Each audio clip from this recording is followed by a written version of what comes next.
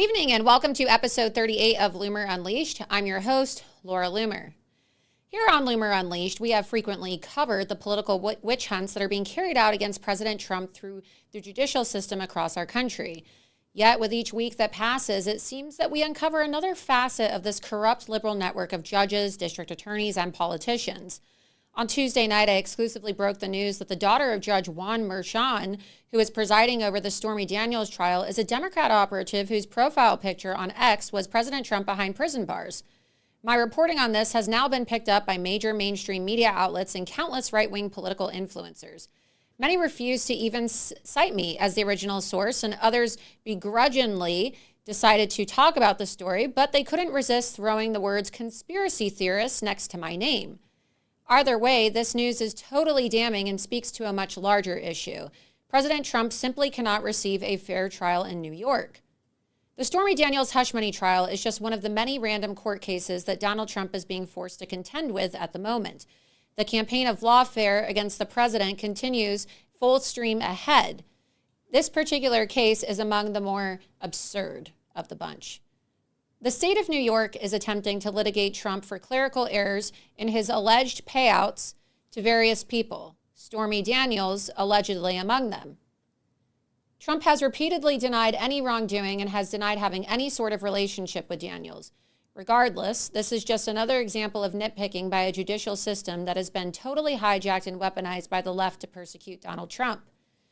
In response to Trump pointing this out both in person and on social media, Judge Merchan has slapped Trump with a gag order, attempting to prevent him from discussing the case publicly any further. This means that Donald Trump must not only suffer through a corrupt kangaroo court, but he can't even plead a case to supporters and the general public. But this all begins to make sense after what I uncovered on Tuesday. It turns out that Judge Merchan's daughter, Lauren Merchan, is a far-left Democrat operative who specializes in campaigning.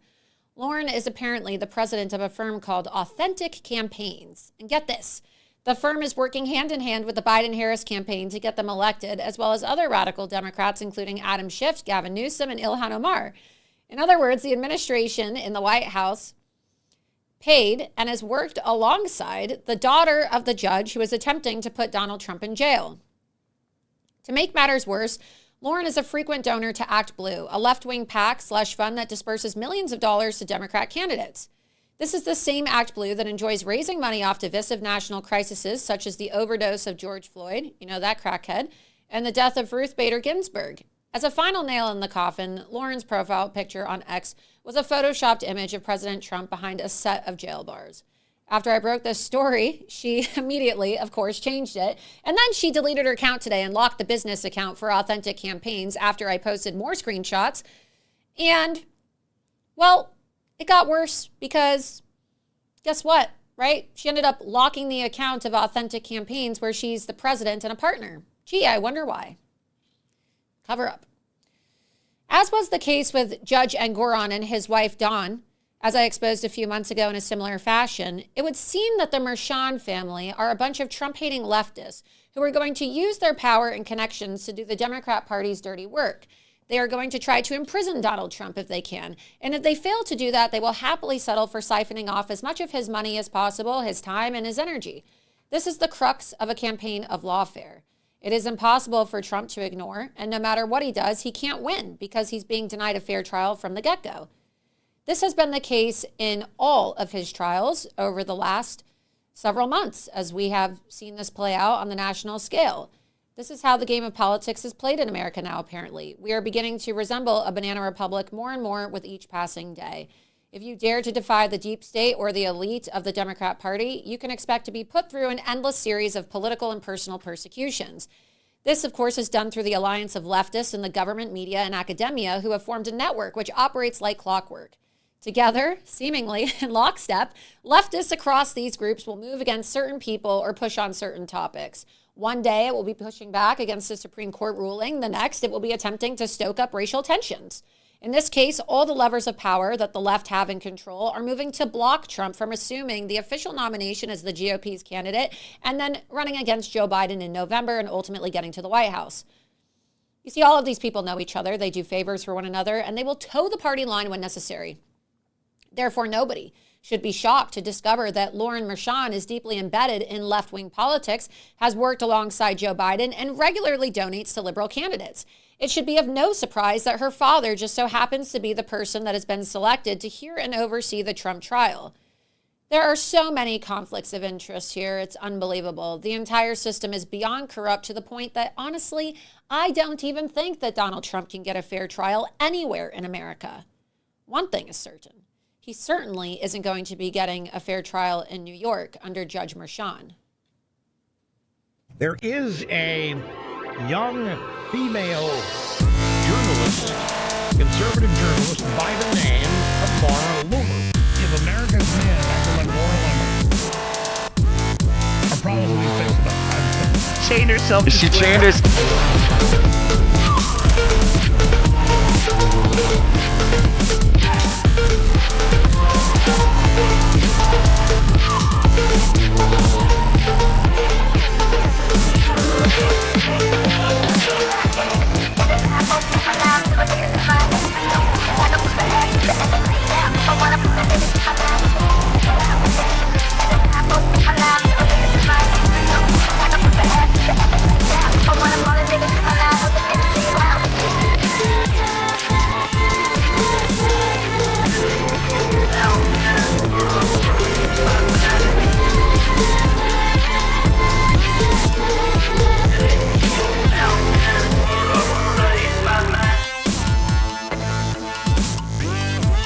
Well, good evening, and thank you so much for tuning in to episode 38 of Loomer Unleashed. I'm your host, Laura Loomer. Tonight we have a really explosive show.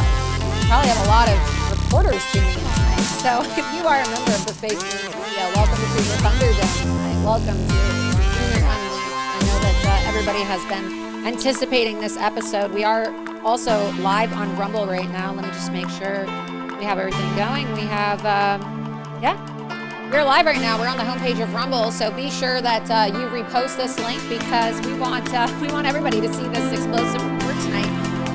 It's really been crazy. The media has just been losing their minds. They've been going crazy these last few days because they just can't get over the fact that Donald Trump, they say, broke his gag order. But that's the thing, right? The gag order doesn't apply to talking about family members of the judge, Judge Mershon in this case. So technically speaking, Donald Trump didn't break his gag order.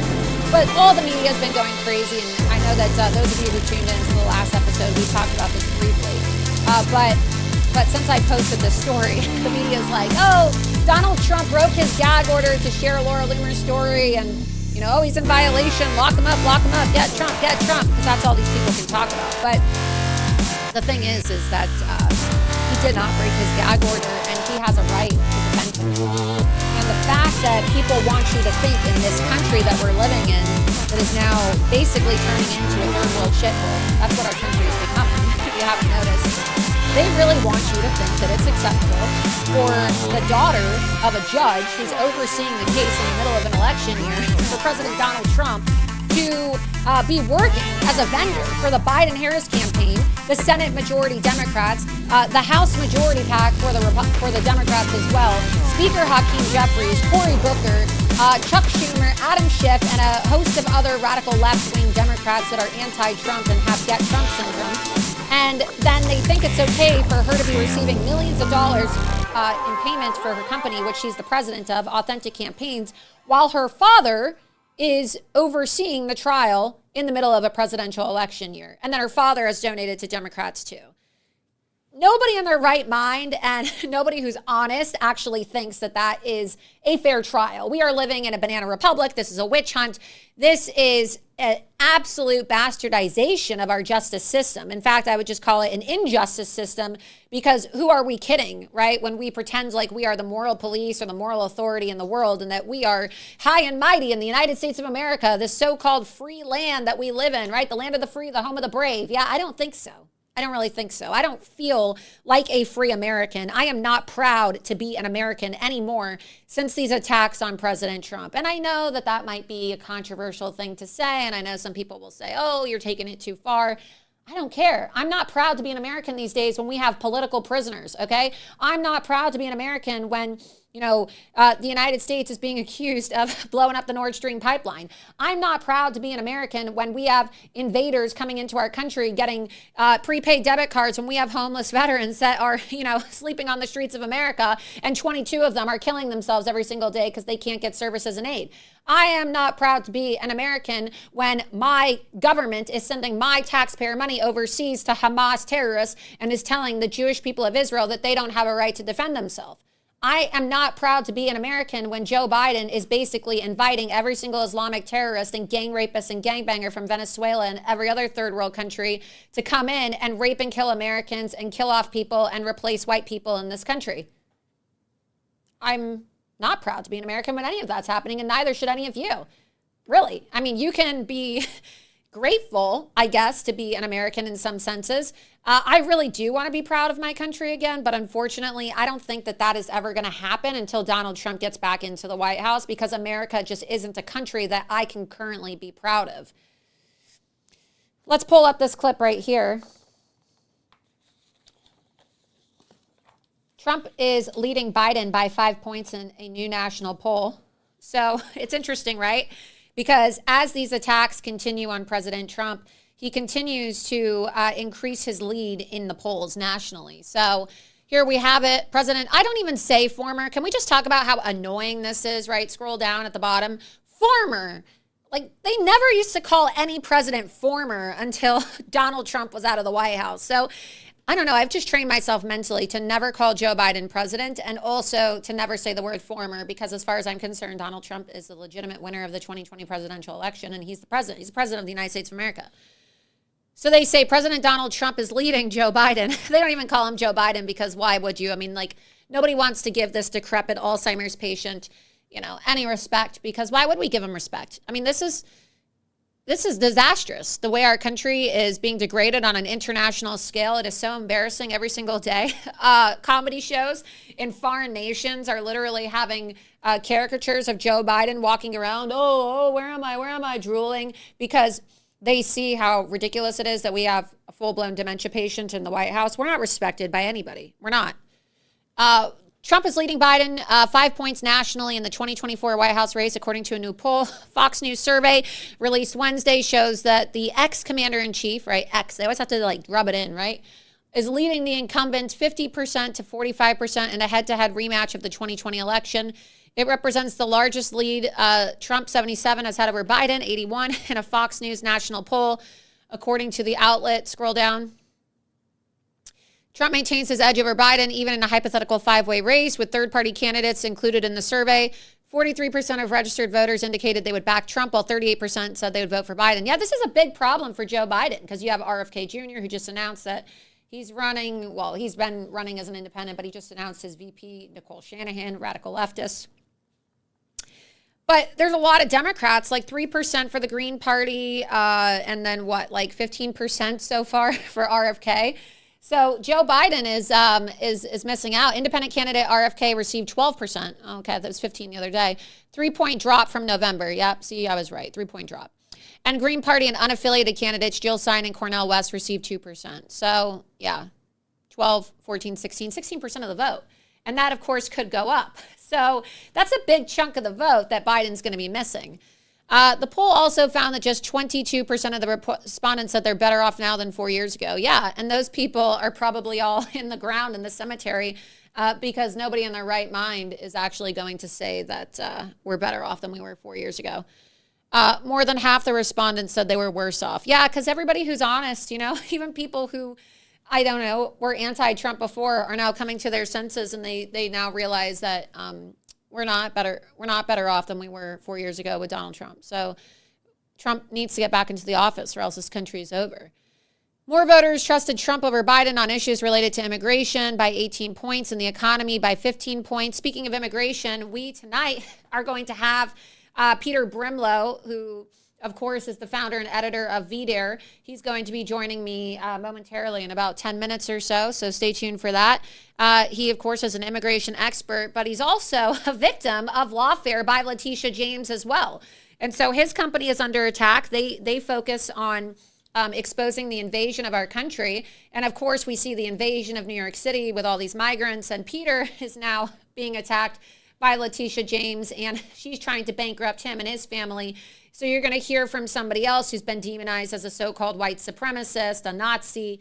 Look, I'm Jewish. Okay, I'm a Zionist. Look, Vider, Peter and his wife Lydia, they maxed out to my congressional campaign both times I ran for Congress with a max donation, a double max actually. So that means they gave me like $5,800 for my campaign each time. They have invited me to their home. I've spent the night at their home. If these people are white supremacists, they are certainly not doing a very good job of being white supremacists, right? So I don't really care what people have to say about Peter and Lydia Brimlow, because they're very nice people. They're very intelligent people. They're very accomplished people. And I'm not going to be disavowing any of my friends. I don't care who that pisses off. I don't want to hear any more of this talk about, oh, this person's an anti-Semite. Oh, this person is a white nationalist. Oh, this person's a white supremacist. Oh, this person's this. Everybody's a white supremacist these days. Everybody's a Nazi. Okay, so look, I guess nobody's really doing a very good job of being a white supremacist and a Nazi. Of all these niche groups have gone mainstream these days, right? Even I'm a Nazi according to the media. They say I, as a Jew, am a Nazi. So I don't want to hear it anymore. And if people are offended by me having them on, then get off the stream. Let's see. That's that. We have the article here. Trump risks violating gag order by demanding the Stormy Daniels hush money judge recuse himself, and claims that his daughter posted a picture of him behind bars. Yeah, well, that, of course, was in reference to my story. Let's scroll down. Donald Trump went back to attacking the judge in the Stormy Daniels case, as well as his daughter, a day after Judge Juan Merchan issued a gag order barring him from directing comments at court staff or family members. Trump brought back his demand that Judge Merchan, who also oversaw a Trump Organization tax fraud case, recuse from the matter, accusing him of suffering from Trump derangement syndrome. You can scroll down. Keep scrolling. Yeah, so keep on going down. Oh, actually scroll up a bit, right? He was referencing, Judge Juan Merchan, who is suffering from an acute case of Trump derangement syndrome, whose daughter represents crooked Joe Biden, Kamala Harris, Adam Schiff, and other radical liberals, has just posted a photo of me behind bars, her obvious goal, and makes it completely impossible for me to get a fair trial. She has now issued another illegal, un-American, unconstitutional order as he continues to try to take away my rights, Trump began. And then it says President Trump was referencing an online post by journalist and conspiracy theorist, Laura Loomer, that's me, who wrote that an X account belonging to Lauren Merchan had its profile picture as an image of Trump behind bars. Yeah, well, because it's true, and it's her account. And now the media, of course, is losing their mind. We actually have a clip that we're going to play a little bit later, and you can see it. We'll probably play it while Peter's on. But, Peter's very accomplished, right? Peter, of course, is going to be joining me momentarily now, but Peter, as I said, is the founder and editor of VDare, but also he was an editor of Forbes. And he's very respected. He has had a very long, respected career in, I guess you could say, elite and mainstream media until they tried to cancel him for speaking truth about replacement theory and speaking truth about the invasion of our country. And, Peter, I want to get his take tonight on, and I'm going to have him, talk about this with you, because you have media veterans, people who have been in the media for a very long time, and the way that the media behaves today, right? Like secretly fabricating these stories and making up anonymous sources and, not disclosing the fact that they're married to somebody else that's writing a hit piece at another network and, citing the same sources. This is unethical journalism. And so I believe we have Peter connected now. I want to bring him in because we have so much to talk about tonight. And Peter just has such a wealth of information.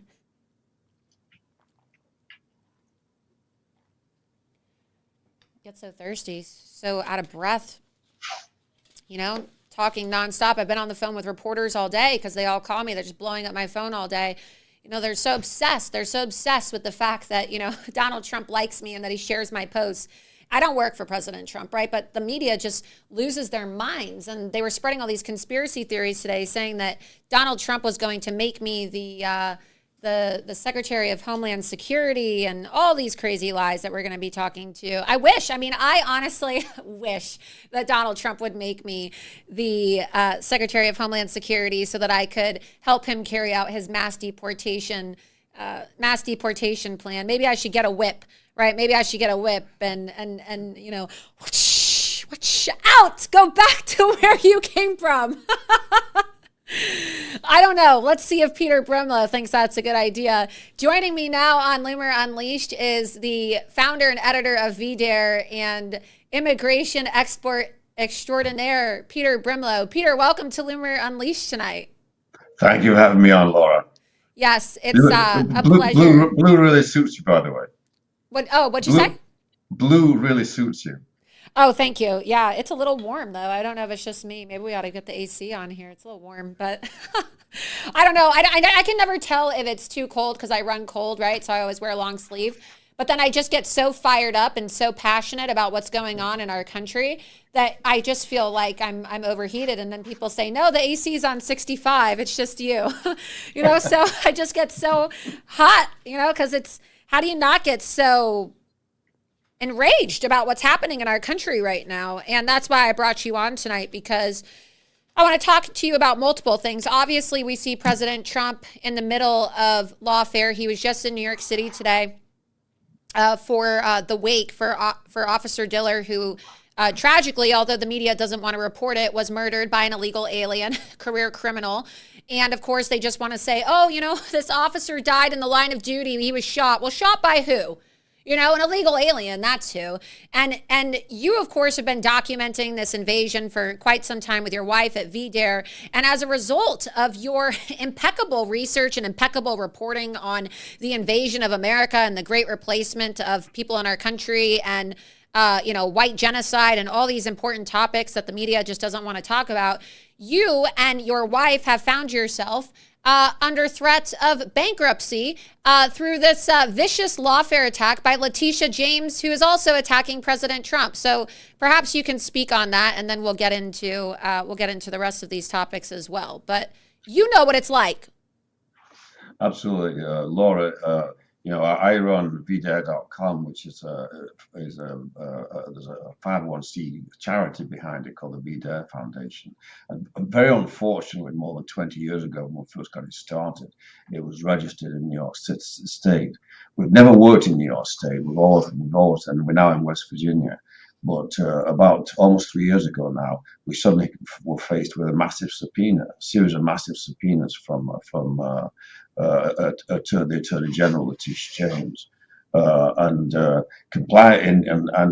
she demands all our emails, and we made a good faith effort to comply, which was immensely expensive to us because it took Lydia away from fundraising and me away from editing. But when it became obvious that she was just operating in bad faith and was just trying to bleed us to death, because this is fantastically expensive. We spent close to $1 million on this now. We filed in federal court for relief, but unfortunately, the federal judge in question, Judge Scullin, simply dodged the whole issue on a technicality. So this continues on, and she's trying to get our emails and the names of our pseudonymous writers who will be fired if their names are revealed, and our vendors, and of course the donors. The emails will also reveal the names of our donors. And she has a bad record of leaking things to the press. She leaked Nikki Haley's donors a couple of years ago. So it's like you're dealing with a monster like a vampire squid. We just can't shake it off. The big problem is the courts. It's bad enough that you've got this sort of thug in the role as Attorney General, who's really basically a political commissar. But the courts should stop them, but they're not doing it. The New York State courts are in terrible shape. They're just basically run by Democratic operatives, as far as I can see. Yeah. And on top of that, you see this two-tier justice system, as we've seen in your case and also in the case of President Trump. But it's just up is down and down is up, right? So people like you who are upstanding citizens and you have a 501c3 and you're trying to educate people and, you're just trying to inform people about this invasion that's happening in our country and crime statistics and just important things that people should be talking about. People like you are being persecuted, but then illegal aliens are being released and they're being put back onto the streets where they're assaulting police officers. I mean, this illegal alien that murdered Officer Diller was a career criminal, right? So why is it that people like Letitia James are focused on putting people like you into bankruptcy and destroying President Trump, and they're harassing the Trump family and the Trump organization? What do you think this is all about? Why do you think that you came under fire from Letitia James? Do you think it's because you are talking about white replacement theory and you're exposing the invasion, and your publication is one of the only, honest publications about what's truly happening with this invasion? Or do you think there's something else going on? I mean, she obviously hates white people. We know that. She is a ghetto black woman. I mean, and we need to talk about that. Like, I know some people will say, oh, you can't say things like that. Well, there's a commonality between Letitia James, Kamala Harris, and Fani Willis. They're all ghetto black women, I guess, with the exception of Kamala Harris, who is more Indian than black. And they all got their degrees from Howard University. And, there's something to be said about that, right?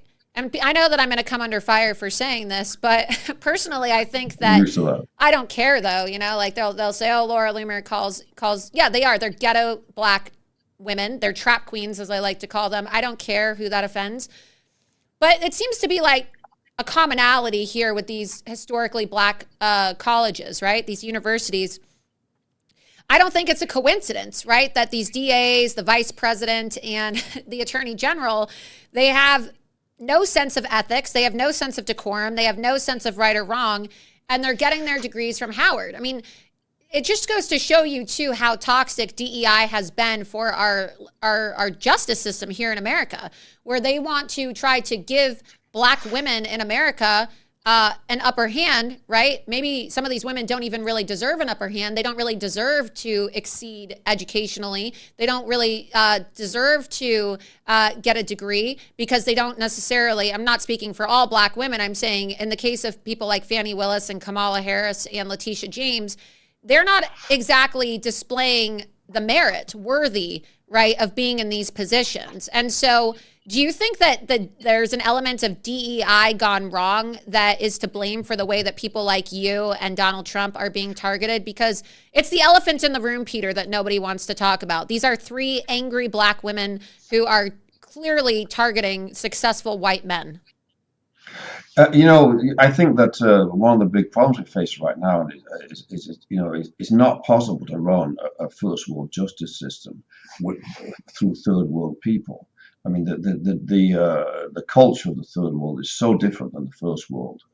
It's not just blacks, although I think you're right, and we've written about this a lot at bdead.com. There's a lot of angry black women out there in positions of authority, and there's a real question for whether they can be trusted, or whether they can be relied upon to behave fairly. But with this judge in this Trump case you've been talking about today, is in fact an immigrant from Colombia. What kind of cultural baggage does he bring? Why should we expect him? Is Colombia such a great haven of law and order and fair dealing that we can expect someone from Colombia to be a good judge in New York State? I mean, to ask the questions, to answer it. And you find this all the time in New York State. There's enormous numbers of people who whose roots in America are very shallow, but right. They're on the bend. But do you feel that you have been attacked for being white by Letitia James? I mean, in terms of these legal filings and the way that she's targeted you, do you feel that one of the reasons why you're being so aggressively targeted by her has to do with your white advocacy work?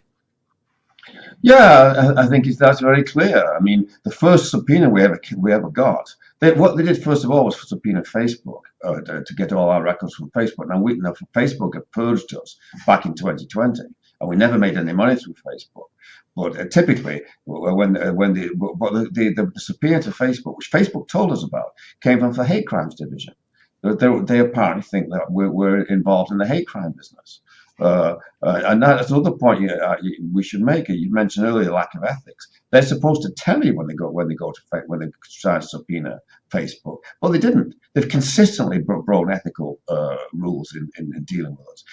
For example, from time to time, they've asked us for delays for various things, and our lawyers have always said we have to give them a delay because the court will give it them anyway. Then, when we ask for delays, they deny it, and the court doesn't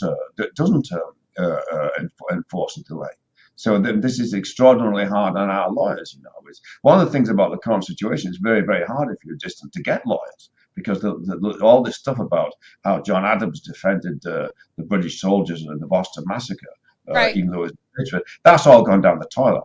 Yeah. Nowadays, lawyers are afraid to represent dissidents. Look what's happened to Giuliani, and John Eastman to get disbarred for being on the wrong side of politically flawed cases. Yeah. This is basically a communist coup. What's going on here? It's not simply racial, although I think it's racially motivated. It's very similar to what happened in Eastern Europe between 1945 and 1950. The Soviets didn't get immediate control over those countries. There were, there was a semblance of democracy, opposing parties and so on, and they just crushed their opposition using using a politicized justice system, and that's what we've got here.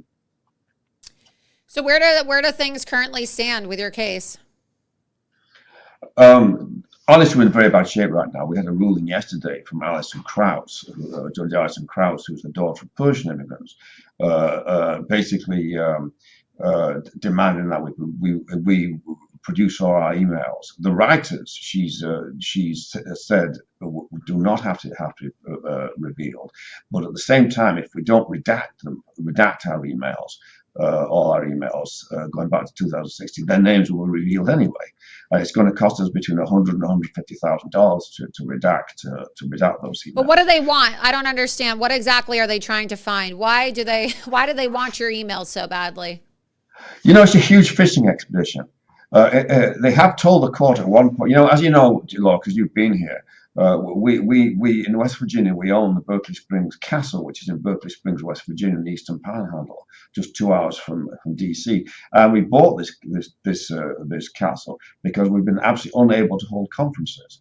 But we've had more than a dozen conferences, hotels cancel conferences on us, despite the fact they have to pay liquidated damages because they're afraid of left-wing pressure. It's become impossible if you're a dissident to hold conferences.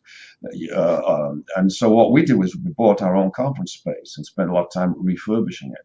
Now she's told one of the courts that they were concerned about this castle transaction. They wanted to know that it was. They claimed we were living in the castle. We did live transition in the castle, but we paid rent. The whole transaction was completely lawyered by very expensive lawyers, and it's completely bulletproof. We know that. We did this because we knew Letitia James was out there. But she's refused to meet with the lawyers to discuss that. She's just used that as a peg to go on these massive fishing expeditions into all kinds of aspects of our operation. They're hoping to find something. They told the court that Lydia had transferred the castle, the property from the castle into an LLC that she controls. But that's actually completely wrong. The LLC is controlled by VDare.com. Lydia's only relationship is that she's the manager here, the president of VDare.com. The judge accepted this and repeated it in her own judgment. This completely fallacious assertion. I mean, as an officer of the court, you're not supposed to lie to judges, but that's what she's consistently done. If we had the money and time, we'd file an ethics complaint like Representative Stefanik has done. I mean, she's behaving like a rogue elephant. But we have no hope whatever that the New York State Bar Association would dare to disbar her, as Ramaswamy keeps saying. She should be disbarred for the way she's behaving. Right. Well, that leads me into the next thing I want to talk to you about tonight is the lawfare in New York. My expose, I'm sure you saw, it's all over the internet. It's gone quite viral, right, of Judge Merchan's daughter, Lauren Merchan, who is the president of this organization called Authentic Campaigns that represents a lot of these Democrats. You used to be, back in the day, What was the year that you were the editor of Forbes? I was one of the editors, Laura. They have a number. I was a senior editor of Forbes, and it was for 16 years, from 1986 until 2000, That's not a small 2001. thing, though. I mean, you're quite humble, but still, to be the senior editor of Forbes, right? So you were the senior editor of Forbes, very prestigious, or at least used to be a prestigious publication, right? Used to be, right? Things have been downgraded in our country quite somewhat, but used to be pretty prestigious, but it's still really, respected in a sense. So Forbes, there were high standards, would you say? I mean, you had to, as a senior editor, you took your job very seriously, right? To make sure that things were not biased, that there were editorial standards. I mean, I imagine that there was probably a rigorous set of rules that you had to follow, correct? Yeah, we had fact checkers and all that kind of thing. It was a real rigorous Right. discipline. That's all gone now. I don't think anybody is involved in fact checking. Uh, Yeah. the funny thing is that the advent of the internet, which of course in a way was a check on the mainstream media, because when they tried to get away with hoaxes, like for example, do you remember the hoax? The 60 Minutes tried to say that George Bush had done something wrong when he was in the National Guard or whatever it was, and it was completely destroyed by various bloggers. You would think it was a check on the mainstream media, but in fact it's been the exact opposite. They simply doubled down on lying and propaganda now. I mean, essentially the American regime media now is just simply propaganda. And you're too young to remember that when I came to the US in 1970, people had enormous respect for the media. I mean, if people had enormous respect, for example, for Walter Cronkite, the longtime anchor at CBS. He was one of the most popular and respected figures in the country. That's not the case now. You can see from opinion polls that people's attitude to the mainstream media is totally created. They have no faith in them at all. What do you think, Peter? What is your take on the way that the mainstream media has reacted to my expose of Lauren Mershon, the daughter of Judge Mershon? I mean, you've seen the photo. What do you think about the report that I published that shows Lauren Mershon's profile photo on X as a photo of President Trump locked up behind bars, and then the photo, of course, of her giving a presentation with her company name, and then of course the handle Lauren M 426, which is the same handle on the account with the photoshopped photo of President Trump. I mean, as a journalist yourself, is that not what you call evidence, right? I mean, I think that I have shown enough evidence that this is her account. Right. And of course, you've also revealed that she is actually a Democrat operative, which in turn raises the question of the how impartial can this judge be? But I agree with you completely. I think you struck a devastating blow, and the reaction is very similar to Hunter Biden's laptop, isn't it? Yeah. Hide it. And that's what I wanted to ask you about. What do you think about the way that the media is reacting? We have this article pulled up today. So there were so many different reports. One of them was Mediaite. And I showed it earlier where they said, oh, Trump shared a baseless conspiracy from Laura Loomer. They then had last night at MSDNC, Katie Fang, who, of course, is one of their, communist mouthpieces. She also happens to run a crisis management firm. She was up till about 1:30, 2 o'clock in the morning attacking me, running interference for Judge Mershon and the daughter. I mean, have you ever seen anything like this before in your time as a journalist, like dating back to your times at Forbes? Could you ever imagine the newsroom having a paid staffer running interference for a judge at the center of a case involving a trial of the president of the United States? Or is this just totally unethical? I mean, what do you think about this as somebody who is a senior journalist, right? A veteran journalist, had a very prestigious position as the senior editor of Forbes, now, of course, editor of your own publication, VDare. Is this ethical journalism on behalf of people like Maggie Haberman and her husband over at NBC failing to disclose their marriage while they're doing simultaneous hit pieces and sharing, the same so-called sources? Is this ethical journalism when you have Katie Fang basically acting as a PR crisis management rapid response director for the judge and the daughter? What do you think about this? Well, I mean, they're activists. They've become activists, haven't they? Do you remember the journalist scandal when Obama was elected? It turned out that all these major journalists were coordinating their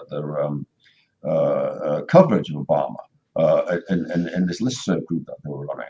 But that was a big revelation to a lot of people. And it explains, of course, why, something you must have noticed, Laura, how they all suddenly start saying the same thing. It's highly coordinated. They come up with these talking points, they get them from the DNC, and they reproduce them. The only thing is, and then you find out. Yeah, and then you find out not only is it coordinated, but then the authors, the senior authors or the senior journalists at somewhere like an NBC News or New York Times, they're married to each other, as I exposed. right, So it's very right. incestuous now because you have members of the media who are actually married to each other. You have Jonathan Swan over at the New York Times, whose wife, I believe, works for Axios. You have Maggie Haberman, who's at the New York Times. Her husband works for NBC. I mean, you have all of these very large political journalists that are writing hit pieces that are being used by the DNC, by Democrats to fundraise, to raise money against President Trump, to attack him, to sow political division in our country. And they have different last names. They don't even disclose the fact that their significant others or their boyfriends or their girlfriends or their wives are working for other publications that are supposed to be independent.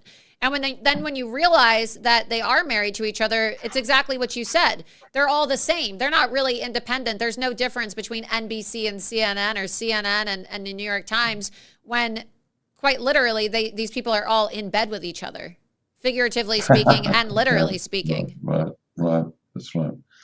It's become a very narrow clique dominating, and you can see it in their education levels. They all go to the same schools. There isn't any kind of diversity at all there now. They're overwhelmingly Ivy League products, and they've been working together for many years. You know, they knew each other as students and all that kind of thing, and that's become much more intense. And the result is that there really is this precipitous decline in people's respect for the media. I think the next step is judges. I think there was a time when I came to America, and I used to work on Aaron Hatch's staff when he was on the Judiciary Committee, the Senator Hatch in 1980.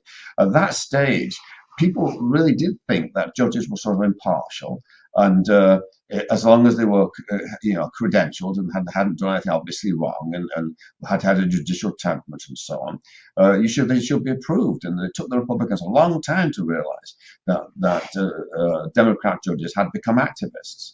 And had no respect for the letter of the law or the spirit of the law, and were just legislators from the bench. It took them a long time to realize that, but now they have realized it, and that's why these Supreme Court fights now are so intense, because people realize that they were really just electing, in the case of the Supreme Court, 9 temporary kings who are going to do whatever they want arbitrarily. And it's a bad sign. It shows that the country's institutions are not able to handle these deep divisions, which I think are ultimately ethnic divisions that's been introduced by immigration over a long period of time. Right. Yeah, I mean, look, we saw this today where Joe Biden tonight, as we're doing this interview, Joe Biden is speaking of immigration. He doesn't want to address the slain officer whose wake was in New York today after he was murdered by an illegal alien. President Trump flew out there for that. It was very nice of him to do so. But Joe Biden decided tonight that he wanted to have a fundraiser instead with Stephen Colbert, Barack Obama, Joe Biden, Lizzo, Queen Latifah. Again, I guess like white people aren't allowed in entertainment anymore. I mean, have you noticed that? Like, there's no white people on TV anymore in any of the commercials. Everybody's like black or gay. There's no straight white people. And then tonight, like, they have the most talentless, classless people performing. I mean, I don't know. Like, I guess it's unfair to say about Queen Latifah, but Lizzo, I mean, really, this like overweight woman who must weigh like 500 pounds who twerks with a flute, and you wonder, is she playing that flute? Is she shoving it up places that it's not supposed to go? I mean, is this woman going to have a stroke while she's performing because she's so morbidly obese? Like, what kind of image are we sending to America right now when Joe Biden decides to ditch a funeral for a slain NYPD police officer who's murdered by one of Joe Biden's invaders, and then he does that to go hang out with a degenerate rapper who is just going to be twerking on stage tonight in front of Bill Clinton and Barack Obama. I mean, it's just peak degeneracy. Did you ever imagine, Peter, that you'd be living in America so degenerate and with such a rapid rate of decline as we're seeing today? It's really hard to be proud of anything in our country anymore.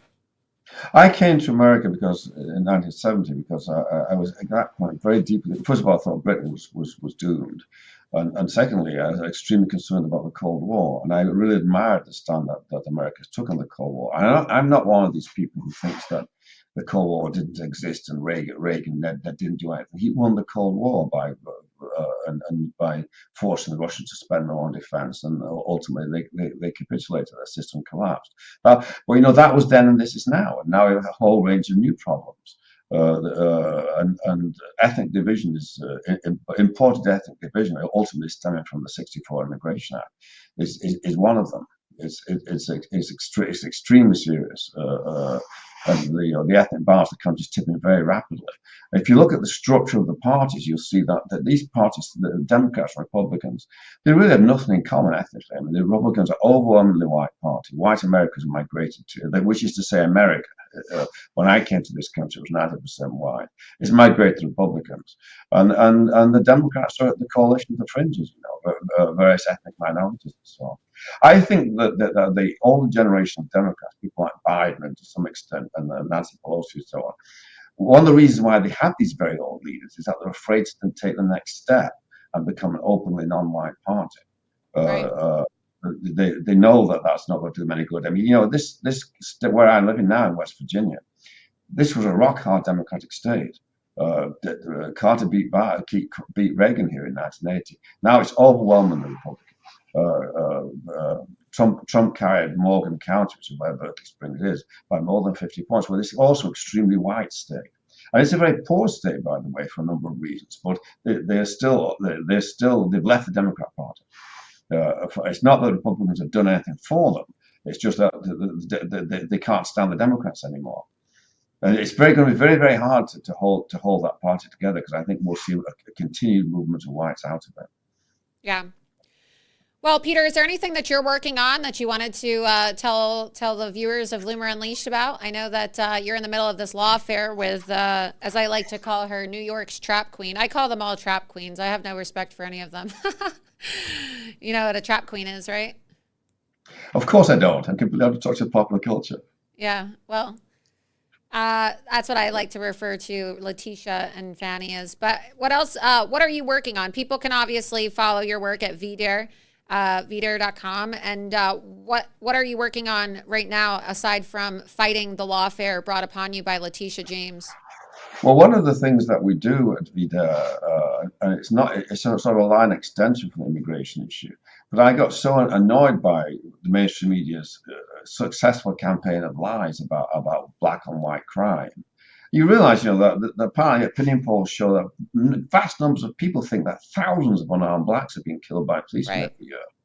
And the actual number is something like 11, most of whom were actually armed with cars or fighting, fists and things. I mean, the success of the mainstream media in keeping the Black Lives Matter movement, putting it across America, and completely cowing the American officials is extraordinary. Anyway, so what we've started to do is we've started just assemble from public sources black on white homicides every month. I think there are 42 this month. We'll be reporting it in a couple of days, and they're often utterly atrocious. I mean, they're really. If it wasn't for the fact that the mainstream media won't report them, there would be scandalous. People would be utterly horrified by what's going on. These terrible killings of whites by blacks, and there are very few white on black killings, even though there are very many more whites than there are blacks. But even so, you never get more than one or two, and they're often in self-defense. Right. So we call it a month in the death of white America, and I'm afraid that's what it is. There's this relentless toll of whites being killed for doing things like, well, for one thing, it's extremely dangerous for white women to be involved with black men. It's extraordinary how often these relationships end in homicide. Well, another thing is it's dangerous to be involved at all. I mean, people being killed for minor altercations in supermarkets and things like that. Right. Well, where do people go if they want to read these reports that you're pushing out, and if they want to support your lawfare that's been brought against you by Letitia James, of course? How do people follow you on social media and support VDER? Well, on social media, of course, we've been purged from Facebook, but we are on Twitter and we are on Gab. And we're very fond of Gab because they made a heroic effort to rescue our credit card. Our credit cards were just cancelled. And Gab got us back on for a while until the banks can't force And them to what's your handle? It's at VDER? Yeah, that's right. And then you're on Absolutely. Twitter, of course, at And Peter Brimlow. I'm Peter Brimlow. Yes, exactly. And the site is bdare.com. And you can still give through to us through e-checks. They're slightly more cumbersome than credit cards, but they do work. So I urge people to do that. And of course, you can send checks and so on. Yeah. And So we're just having a like conference, Laura, as you know, in late April. April 26th, 28th, and that it's sold out. And there's on the waiting list for it. Our conferences are always sell out. People are very eager to get together and meet like-minded people. But we will be having a live stream, and you'll be able to people will be able to subscribe to that. Yeah, and that's what's so crazy is that, Peter is clearly a patriot. He's just trying to keep people safe and warn people about crime and warn people about the invasion. And just like me, right, just like others, he's been shut down from credit card payment processing and can't even get donations. Right. And it's very difficult. They make it very hard for you to defend yourself, and then they shut you down. And, if you're not independently wealthy, good luck fighting these people, right? Good luck. And it's, Peter Brimlow and his wife and their organization, they're basically essentially, political prisoners in the making, right? By the current Biden regime. And it's really terrible what they're doing, trying to take away their home, banning them. People who follow me are no stranger to the bans and the blacklisting, but Donald Trump isn't the only person in America who is being victimized by Letitia James and is being terrorized financially. Peter Brimlow and his wife, Lydia, and their organization are also being terrorized. And, these are not criminals, okay? These are respected people. These are people, like I'd said before, founder and editor of VDER, former senior editor of Forbes, right? These are intellectuals. These are people who are very well educated, people who have done a lot in society. They're not career criminals. And when you see the fact that there are gangbangers and illegals that are getting a free pass while people like you and Donald Trump are being persecuted, it just really goes to show you what an absolute shithole our country has turned into. It's an amazing thing to be sitting in a conference room in a law firm with 5 lawyers, all of whom are being paid hundreds of dollars an hour, and they'll just openly say there's no rule of law in this country anymore. These are lawyers, but they're completely disillusioned with the way the system is working. Yeah. What we need to do is start impeaching judges. It's not enough to impeach presidents, and Biden, of course, should be impeached. But what's going to happen is there has to be a systematic campaign of impeaching judges, including all of these judges on the DC circuit who've suppressed the J6 demonstrators. Yeah. I mean, I know your organization, you don't make endorsements because you're a 501c3, but you as an individual, are you going to be supporting President Trump this election season? Me personally, of course. I mean, there's no alternative. There's no alternative. I mean, what we're interested in, I'm a single issue voter. I vote on the immigration issue. And he's just far and away the best. There's nobody else there. One of the nice things about this primary season of the Republican Party is that, there was no Jeb Bush around. There was a consensus on, for example, deportation, and a number of the candidates had very good positions on immigration, but of course, none of them are Donald Trump. So you're voting for Trump and supporting President Trump, with the driving reason being the immigration issue and the invasion of our country. Exactly. Yeah. Also, I have to say, there's something really deep about Trump's appeal. This is a very poor state, and I go around it, and you see these Trump flags everywhere, and flags that say very rude things about Joe Biden. He has a real grip on the white working class in this country. He does. It has to be seen to be believed. I saw it firsthand when I came out there to visit you. Even when we just drove a mile or two to go get dinner, when we had dinner together, you see Trump flags. Everybody, all the waitresses, and you said it's very, very poor people. These are some of the poorest people in the country in West Virginia, and they all love Trump. Absolutely. Well, Peter, thank you so much for coming on. I'll be sure to encourage everybody who follows me and is watching to go support you and your fight against Letitia James. And hey, guys, if you want to get some of the best and most underreported stories in the country about immigration and crime statistics, you need to go to VDare because nobody else has better information as it relates to the invasion of our country. So definitely check it out. Check out their conference as well on their website. It's VDare.com. Yes, that's right. VDare.com.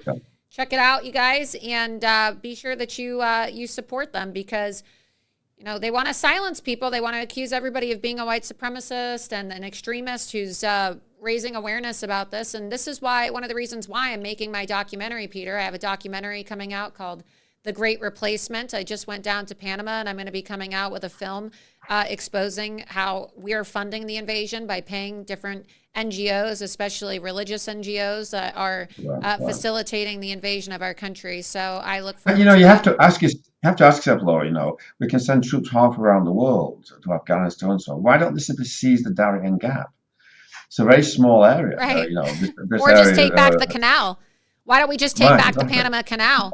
I mean, honestly, Absolutely. that's what we need to do. We need to take back the Panama Canal because it's through the Panama Canal that eventually they're going to be building this super highway, and they're going to have, the Belt Road Initiative, and they're going to essentially create another land bridge connecting South America to the Pan American, connecting South America so that there's not going to be this jungle barrier anymore. They're going to be building, and they actually are in the process of building a super highway so that people can just come across as opposed to having to travel via water in a boat or cross over via the jungle in the Darien Gap. And then when that happens, through Panama all the way up, you have the Pan American Highway. It's just a straight shot to the United States of America. So you think we're being invaded now? Wait till they finish the super highway down in Colombia and Panama.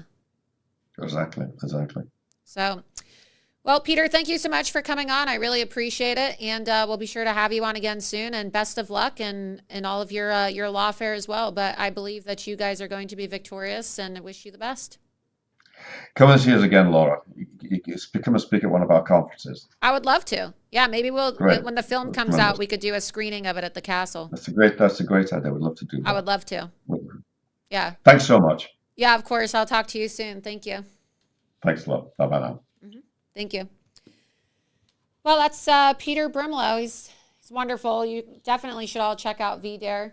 Great information. Lovely people. It's just so crazy. The people that get demonized the most as being white supremacists and Nazis and bigots. And, people always told me, oh, I can't believe you're, going to their conference. I can't believe you're associating with them. Why would you ever do that? And they're very nice people. I don't know. The people that I'm always told I'm not supposed to associate with are always the nicest people.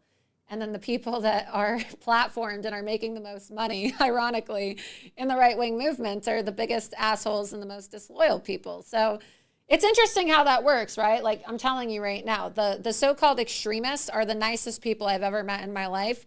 And it's the mainstream people that are actually some of the worst people you're ever going to meet in your life. But before we get into this very spicy, interactive expose, I'm going to take you through all the tweets, and you're going to be able to see for yourself tonight Lauren Mershon's account and kind of the aftermath of how the media was reacting. I want to take a moment to thank the sponsor of tonight's episode of Loomer Unleashed, and that, of course, is Genucel.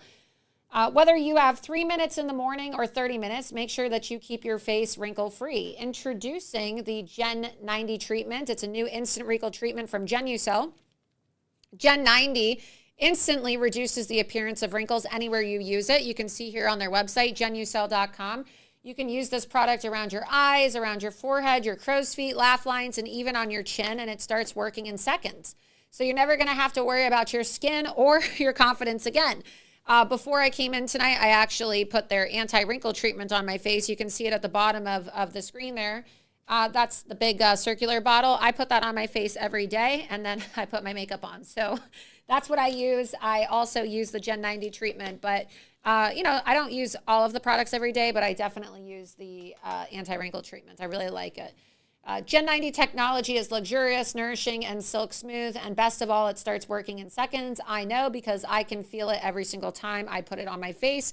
There's a reason why Genucel has over 400% the customer loyalty compared to other skincare brands. And now you can get Genucel 15, okay, the Genucel 15 treatment. And it's a collagen builder as well, and a moisturizer that has vitamin C and hyaluronic acid and a pure natural base for stunning results day after day. These products at Genucel are on a special sale right now at genucel.com, and they're included in the bestseller package. It's the best value anywhere in skincare that you're going to get. So before you go overseas and you get harsh procedures, or you spend money on Botox, or you spend money on, facelifts and all this other, stuff that people do to make themselves look young and beautiful, you can make your fine lines and your wrinkles disappear with Genucel. So be sure that you go to genucel.com today, genucel.com/Loomer, genucel.com/Loomer, and get a free beauty box and deep firming serum while supplies last, plus free shipping on all of the orders. Again, that's genucel.com/Loomer, genucel.com/Loomer. Be sure that you use my code. If you call them, make sure you let them know that Laura Loomer sent you. Give them code Loomer as well. But genucel.com/Loomer is the best way to order your skincare products. And it doesn't have to be for a woman. It could be for a man as well, right? Skincare is for men and women. And so whether you're a man or a woman, right? Two genders, right? That's the thing on this show, right? We're not going to be entertaining all this other nonsense. If you're a man or a woman, you can take care of your face and make sure that you get rid of your wrinkles. I highly recommend it. All right. Now the moment that we've all been waiting for. We're going to pull up my tweets today because last night and today it was quite bombastic on Twitter. Got into it so much with so many of these radical leftists. Let's go to the chat really quick before we go over to the tweets, because I want to see what people thought about that interview with Peter Brimlow. You can scroll up in the chat. What did you all think about Peter Brimlow? He's great, isn't he? Let's see what else. Somebody said, I don't even want to live in the United States anymore. Too corrupt now. Scroll up some more. Thank you for your hard work, Peter. You can also follow us on Rumble. Oh, that's VDare. Wonderful. Great. Okay. And again, you guys, we are live right now, so be sure that you repost the live link. Also, be sure that you go to rumble.com/Laura Loomer and follow me, because if you're watching live right now, it's really important that you are following me on Rumble, not just watching the show, but follow my actual Rumble channel and subscribe to it, because that's how you get notifications all the time that we are live. So again, rumble.com/Laura Loomer, and then you can click the Get Loomered. If you want to subscribe to my locals, you can go to loomer.locals.com. Again, that's loomer.locals.com. And you can sign up monthly, $7 a month, or annually for $70 a year, or you can also just give a one-time donation in support of my journalism. Also, be sure that you go to my GiveSendGo, givesendgo.com/The Great Replacement. That, of course, is the GiveSendGo for my documentary. We need to raise $100,000. I've already raised about $40,000. So you're going to see there on the bottom, $17,120. But I also got a commitment of $20,000 from a private donor in support of the Great Replacement documentary that is going to be exposing the invasion of our country. So again, for people that are able to contribute, anything helps. 5, 10, 20, 50, $100. If you give $150, you get a movie poster. If you give $250, you get a signed movie poster. And if you have extra cash to spend and you want to be a producer, if you give $5,000, you will be listed as a producer in the film. If you donate $10,000, you will be listed as an executive producer.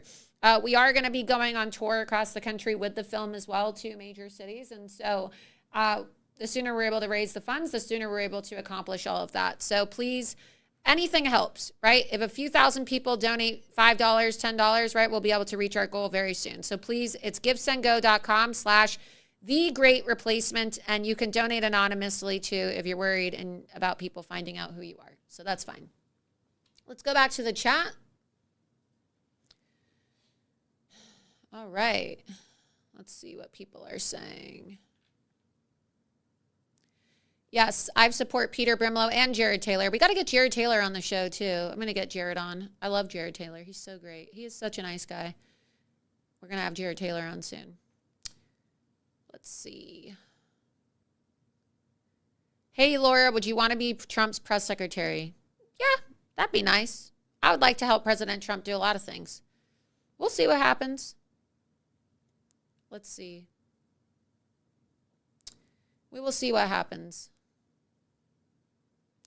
All right, well, we're going to get into the expose now. So, as many of you know, I broke this story. And at the top of my Twitter account, we'll go through my X account right now. So, twitter.com/Laura Loomer. You can see firsthand just how unhinged these people are. So, here's the story, right? Exclusive bombshell report. Judge Merchan's daughter has Kamala Harris as a client at her company that focuses on campaigns and elections. Judge Merchan, the New York State Supreme Court judge who issued a gag order against President Trump today, has a daughter named Lauren Merchan. She is the president and partner at a company called Authentic Campaigns that boasts Kamala Harris as a client. They also have Trump hater Adam Schiff as a client. An account belonging to Lauren Merchan under the handle Lauren M426 shows her profile picture as President Trump behind bars in a jail cell. FEC reports also reveal that Lauren Merchan is a frequent ActBlue donor to Democrat candidates. This is absolutely a conflict of interest for Judge Merchan, who is engaging in election interference. He should recuse himself from President Trump's case immediately. So we can see here, you can pull up the receipts right there. Open those photos at the bottom right there. Here we have it. Lauren Merchan, president and partner. Throughout her career, Lauren has fought hard to get results, right? It says, in addition to doing groundbreaking historical work for clients like John Tester, Kamala Harris, Adam Schiff, and others, Authentic Campaigns is setting new industry standards through its commitment to diversity, transparent compensation, employee benefits, and more. Lauren is working to transform the industry by developing new best practices for the work that we do for our clients, as well as the work we do for our people. All right, go back over to the X photos. Click on that. You can see Lauren M426 overwhelmingly excited to announce that Lauren M426 is named a partner and part owner of Authentic Campaigns, effective immediately. Exit out of that. So there's no denying this, right? This is her account. Click on that. And then you see at the top, right, Lauren M426. And what is that photo? That is a photo of President Trump behind jail bars. So this is the daughter of Judge Merchan, okay? And I just showed you, she even retweeted the post from Authentic where she works, where she's president and part owner, that, you know, is congratulating her on essentially, you know, becoming a part owner and president of the company. All right, scroll down some more on my Twitter. Let's exit out of that. Scroll down. Keep on going. All right, so you saw the video I posted earlier, right? Let's go to this Mediaite article. The media is going crazy because President Donald Trump decided to actually, speak out about my story that I reported. And now you see this headline that they have here. Trump yet again sources baseless attack on judge's family member from far-right conspiracy theorist Laura Loomer. Scroll down. President Trump continued this week his controversial and widely condemned practice of publicly attacking the family members of judges overseeing his various trials. Well, you know, President Trump wouldn't need to attack the members of these, the family members of these judges if they actually were ethical and they stopped posting about Trump going to jail, like Dawn Marie Engoron did, you know, the wife of Judge Engoron, and like the daughter Lauren Merchan of Judge Merchan has done. Earlier this week, they say, oh, Trump attacked. Oh, boo-hoo. Wow. Yeah, he really attacked. Yeah, he talked about an article that used screenshots. Yeah, that's really an attack. And they're so overdramatic, these people. Attacked the daughter of Judge Juan Merchan, who's presiding over his porn star hush money trial set to begin on April 15th in New York City. On Tuesday, Trump wrote on his Truth Social platform, quote, his daughter, he's referring to Merchan, is a senior executive at a super liberal Democrat firm that works for Adam Shifty Schiff, the Democrat National Committee, Senate Majority PAC, and even crooked Joe Biden. Judge Merchan soon after imposed a gag order on Trump that restricted his ability to attack jurors, court staff, and potential witnesses. The order did not protect DA Alvin Bragg or the judge or his family. On Wednesday, they say Trump again took aim at the judge's daughter. Scroll down. Writing, so let me get this straight. The judge's daughter is allowed to post pictures of her dream of putting me in jail.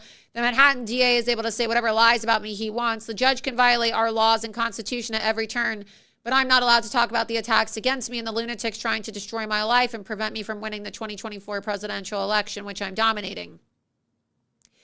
The claim that the judge's daughter posted a photo of social media of Trump in jail came from far-right conspiracy theorist Laura Loomer, who was also behind Trump's attacks on the wife of the judge in his civil fraud trial. Judge Merchan's daughter, Lauren Merchan, quote, who I exposed for having an ex-profile pic of Donald Trump in a jail cell, is the president of an elections company called Authentic HQ, wrote Loomer on X Thursday, boasting of her investigation into Lauren Merchan. They're so condescending. They say investigation in all quotes. Yeah, because it is an investigation. And obviously it's a big deal because President Trump is talking about it. And then all of these reporters are now bitching about it online and writing stories about it, talking about how this is the most concerning thing ever. We're going to play some of these unhinged videos today that went viral too. The Spectator's Jacqueline Sweet reported Wednesday, however, that there's only one problem. The account's veracity is dubious at best with a creation date of April 2023. Do you remember Jacqueline Sweet, first of all? Jacqueline Sweet, who of course was the OnlyFans whore, that absolute slut of a woman who was sleeping with George Santos's chief of staff, as we exposed on Loomer Unleashed several months ago when we had the congressman on the show. And we have photos of her too. I mean, she literally had photos of herself on a site called nudepussy.com that says meet and fuck, okay? She was literally trying to meet men to have sex with them, according to this website. This is a real site. Sorry for the language. This is generally supposed to be a family-friendly show, but we have to show you the truth. This is who the media is now citing, okay? An absolute whore, okay? I'm going to call her what she is. She's a whore. She's on OnlyFans. It's like La Vida Dolce. This is her. Look at how slutty she is right there. I mean, she's an absolute skank, you guys, okay? La Vida Dolce 9 is her account, okay? And this is who the media... As we exposed before, this is Jacqueline Sweet, a woman who was having sex with a guy by the name of Vish Burra, who is George Santos's chief of staff while she was writing hit pieces on George Santos. We actually have that tweet, I believe, that I had posted months ago. Here, scroll up. Scroll up. Because you had Katie Fang, who used... Katie Fang, of course, is this Asian NBC reporter who, you know, she hates Trump. She's unhinged. And she actually cited Jacqueline Sweet in her attempt to attack me. I mean, it's just so ridiculous. So go back to that tweet, okay? So this is from, I think it was last year. Scroll down. Let's see the date. December, okay? So this shows you we're almost in April now. Speaking of scoops, Jacqueline Sweet, because Jacqueline was attacking me, I see in your bio that you like to take credit for your stories exposing George Santos. Does your boss over at Politico, Mother Jones, and Business Insider know that while you were writing these stories and pretending to be an anti-George Santos, that you were also having sex with and dating Congressman Santos's director of operations, Vish Burra? Why are you defending? Well, you know, she was defending this Democrat worker for having a sex tape in the office, right? She's a degenerate, obviously. She's on OnlyFans. I exposed the fact that her account is under La Vida Dolce. For those of you who don't know what OnlyFans is, it's a site for women who have no skills, who just want to sell photos of themselves naked. And so they charge people a monthly fee to like stare at their tits and ass and vagina all day, okay? So that's what happens when you don't have any skills as a woman, right? When you basically are so stupid that you have to sell photos of your body online because you're not smart and you're not going to be able to actually, you know, have a career doing anything. So, you know, you basically just have to be a sex worker. And sex work is not respectable, right? There's nobody respectable who does sex work. I don't care what people say. You're not going to have respect from me or really anybody in society if you are on OnlyFans like this woman is. So, and if this is your OnlyFans, why is a so-called professional journalist spreading her pussy on camera and posting it online? Is this your account on the website Nude Pussy under the Meet and F section? I just want to ask you for comments for this very spicy scoop since you enjoy monitoring my scoop. Okay, so go back. You'll see this is why Katie Fang, scroll down. We'll open it up. Scroll down some more, right? There you go, right? So you have Katie Fang who was replying, and you see she posted the account. What happened last night is after I exposed Lauren Merchan and her account, the owner of the account, well, they were freaking out. They're in damage control mode. They decided to try to change the username, and anybody can change their username, right? So you have to be the owner of the account. And obviously we know that she's the owner of the account because as I exposed before, right, this is her account and she took photos of it at at the conference with it behind her on the projector screen. So afterwards, she then changed it to a photo of Kamala Harris as a child, right? That's what she changed the photo to. And you can go back to the X account right there. Nope, go back in that one. Click below. President Trump just responded to my breaking exclusive report. So when President Trump responded to it, she ended up blocking me, locking her account, and then changed the photo to a photo of Kamala Harris as opposed to a photo of Donald Trump in a jail cell. And we know that she works for Kamala Harris and has worked for her in the past. President Trump is calling on Judge Merchan to recuse himself from the Trump hush money case after I exposed how Lauren Merchan, the daughter of New York Judge Juan Merchan, has an ex-profile account that has a profile picture of President Trump behind jail bars, right? So they tried doing this whole cover-up where they said, oh, it's not really her account, and oh, it's only been active for such and such amount of time, when I proved that we have that photo too, I believe, that has the boxes and the arrows around her her account. If you go to my X account and you scroll down, if you go to the media section, on my X and you scroll down, right there. So there is Lauren Merchan, the daughter of Judge Merchan, speaking at a conference in 2019. And you see it says Lauren Merchan, Authentic Campaigns at Lauren M426. And if we go back to the media section of X and you look at the photos, you can see, scroll down some more, scroll down, and you will see that that's her account right there, Lauren M426. It's the same exact handle, right? Lauren M426. She ended up blocking me after I exposed her. Scroll up, go back to the photo of her with the account and the arrows. Lauren M426, irrefutable evidence. But this sex worker, this lady that has an OnlyFans account who likes to pretend that she is, a serious journalist, says, oh, well, Laura Loomer's story isn't correct. First of all, why should anybody trust anything out of the fake news? Secondly, how are you going to dispute the receipts from photographs that were posted by Lauren Merchan herself? And thirdly, why would anybody take any sex worker seriously? If you have an OnlyFans, you're trash. If you have an OnlyFans account, you are not to be respected, okay? Like, dogs and cats should receive more respect than you as a human being if you are on OnlyFans, because you are degrading yourself to the lowest levels of society when you decide to sell images of yourself and your private parts for money online and attention from men. So I just think that it's really interesting how MSDNC, okay, their biggest, oh, gotcha, we got you, Laura Loomer. We got you now. Your story's not correct. It's an OnlyFans model. It's an OnlyFans model, and I say model because she's not exactly attractive, right? Or as President Trump would say, you're not my type, right? That's what he said about, what was her name? Who's that crazy bitch that accused him of rape? E. Jean Carroll. Yes, absolutely. So I'm using the word model because a lot of these women, they think they're so beautiful, and it's like, you're not that pretty, okay? You're really not that pretty. You have an OnlyFans account, but you don't have to be pretty for men to, to want to just pay, I guess, to see your boobs and your vagina. Okay, if they're cropping your face off, right? I suppose it works, but it's gross, right? But it is interesting how these women like to fancy themselves as models. It's like, someone needs to bring them down to reality and tell them, listen, honey, you're not that special. All these women seem to think that, it's the self-empowerment movement, unfortunately, that has made so many of these women think that they're so special. But they're not, right? And we need to remind them that they're not special. So I know that a lot of people are going to think that's harsh, but we need to bring women back down to reality in this country. Let's go to the chat and see what people think about this, because, there's just, she also got community noted today, this Katie Fang reporter from MSDNC, after she attacked me. She ended up getting attacked. Let's see. I'm glad Laura explained what OnlyFans is. Yeah, a lot of people don't know what OnlyFans is. Excellent work, Laura. The sex worker used to work with rhino operatives in Long Island. Model, you mean, yeah, mannequins. Yeah, scroll up. Let's see. Scroll up. Somebody said never respect a hoe. Yeah, absolutely. Never respect a hoe.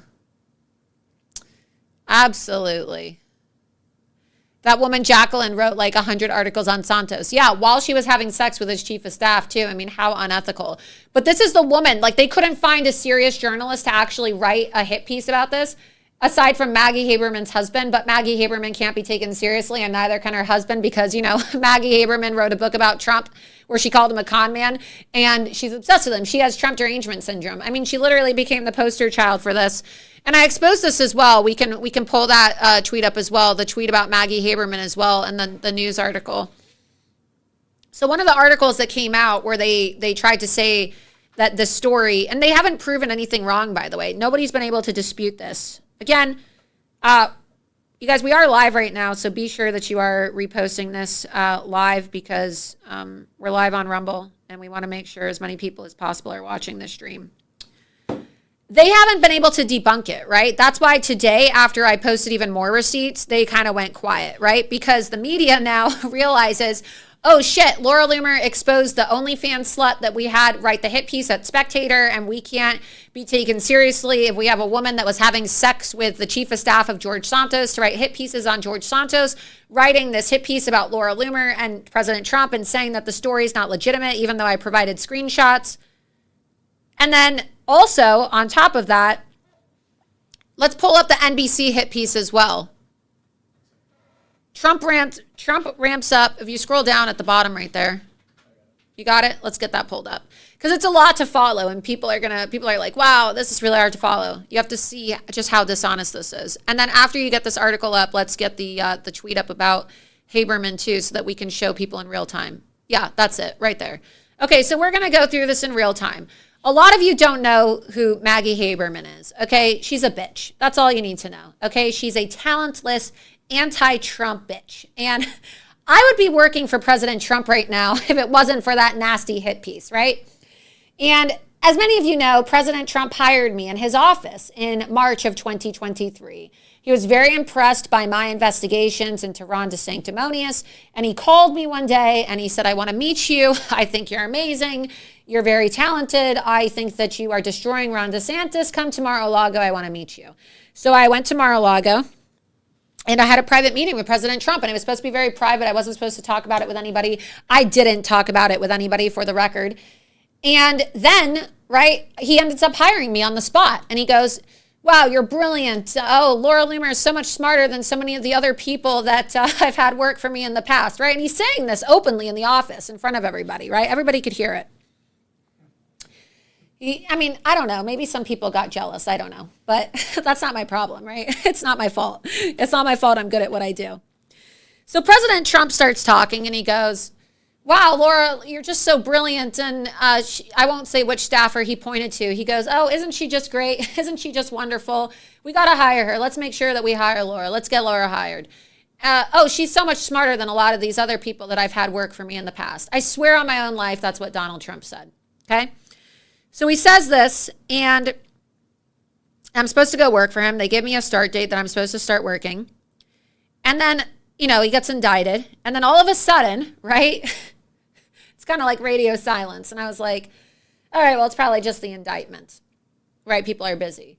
And then all of a sudden, this one morning, I get a phone call in April from Jonathan Swan and Maggie Haberman of the New York Times. And they were like, oh, is Laura there? I was like, yeah, who's this? Oh, this is Jonathan Swan.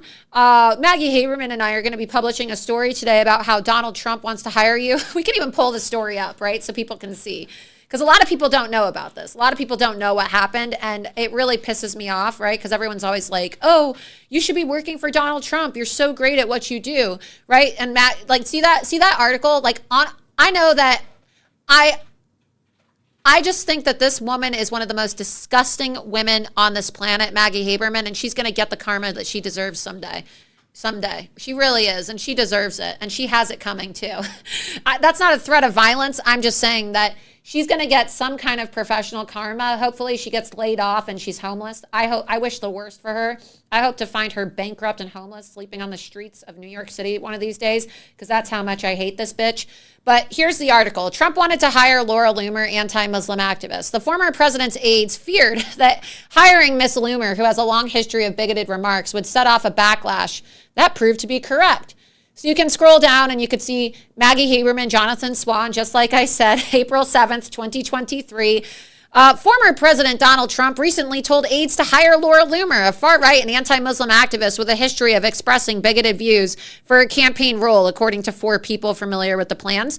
Mr. Trump met with Ms. Loomer recently and directed advisors to give her a role in support of his candidacy, 2 of the people familiar with the move said. On Tuesday, after Mr. Trump's arraignment in Manhattan, Ms. Loomer attended the former president's speech at Mar-a-Lago, his resort and residence in Palm Beach. Let's see. That proved to be correct. Yada, yada, yada. The New York Times, scroll down.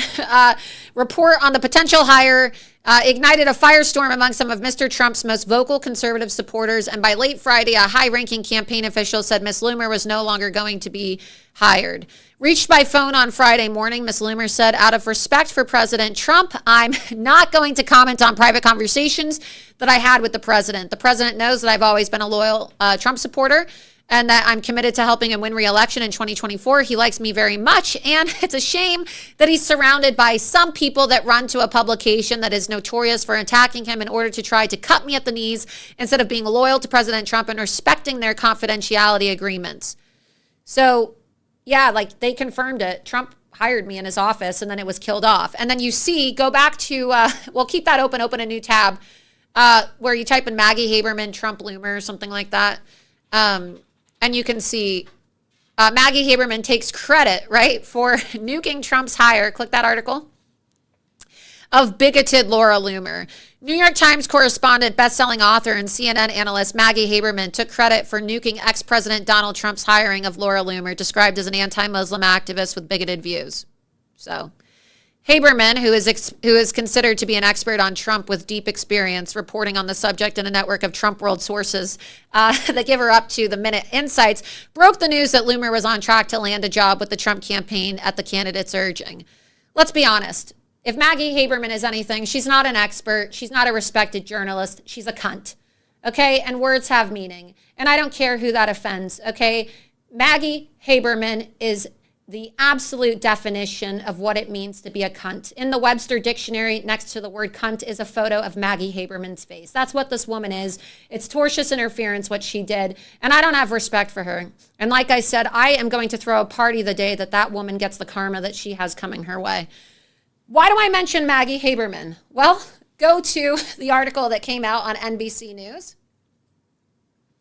Trump ramps up attacks on judge in hush money case after gag order. The former president slammed the judge and the judge's daughter on social media less than 24 hours after he was hit with a partial gag order. Well, okay, so look at who wrote this piece, okay? Dara Gregorian.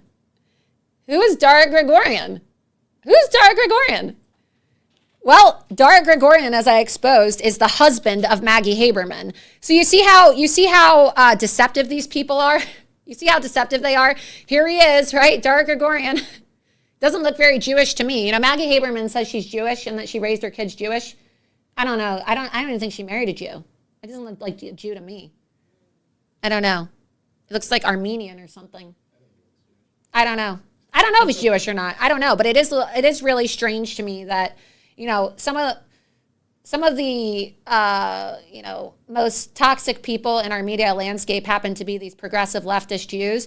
And it's interesting, right? Because then they attack people like me, right? They attack people like me, Laura Loomer, who is America First, proud Jew, speaking out against Islamic terrorism. And she leads with the headline, oh, anti-Muslim activist. Trump wanted to hire anti-Muslim activist Laura Loomer. Anyway, it doesn't really matter, I guess. You know, it's her husband. Who cares? You know, I just think it's interesting. I'm pointing it out because why do I point this out? Because doesn't a woman generally take the husband's last name, right? Maggie Haberman, Dara Gregorian. Dara Gregorian. Why is it not Maggie Gregorian? How come it's not Maggie Gregorian?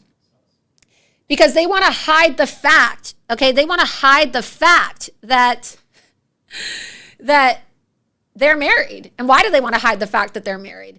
Because it allows them to deceive the public. It allows them to deceive the public so that Maggie Haberman can go kill off my employment and write hit pieces about Donald Trump and write a book about Donald Trump and make all this money lying about Donald Trump like she does every single day at that shit rag known as the New York Times, okay?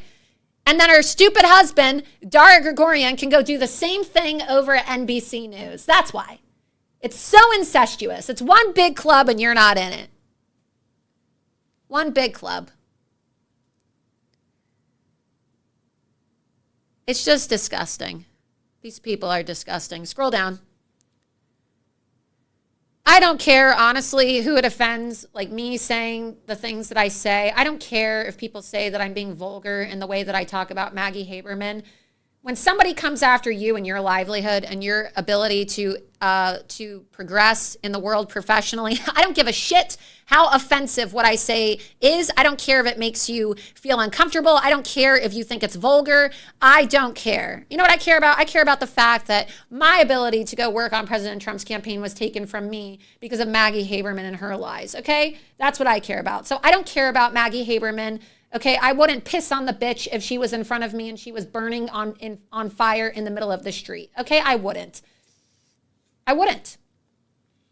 Because I don't care about her. I don't care about her well-being. I don't care about her husband. I don't care about her family. I don't care about these people. We're in a war. You don't need to be caring about your enemy, okay? All this nonsense that you hear about loving your enemy and caring for your enemy, no.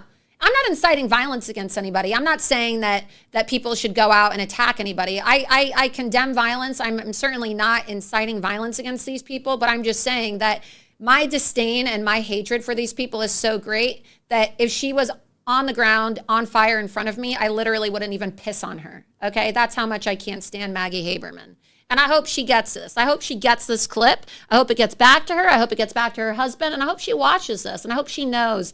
And I hope she internalizes how useless she is, what an absolute oxygen thief she is, and how useless her existence is on this planet. I want her to internalize what a useless piece of shit she is and how toxic both her and her husband are in the media landscape. I want them to understand how much division they have caused in our country. Okay? I don't care how harsh that sounds. Scroll down. You can see then that they tried to discredit my report that President Trump ended up sharing. And before we continue too, you know, people will say, wow, Laura, that's really hateful what you're saying, right? That's really over the top what you're saying about Maggie Haberman.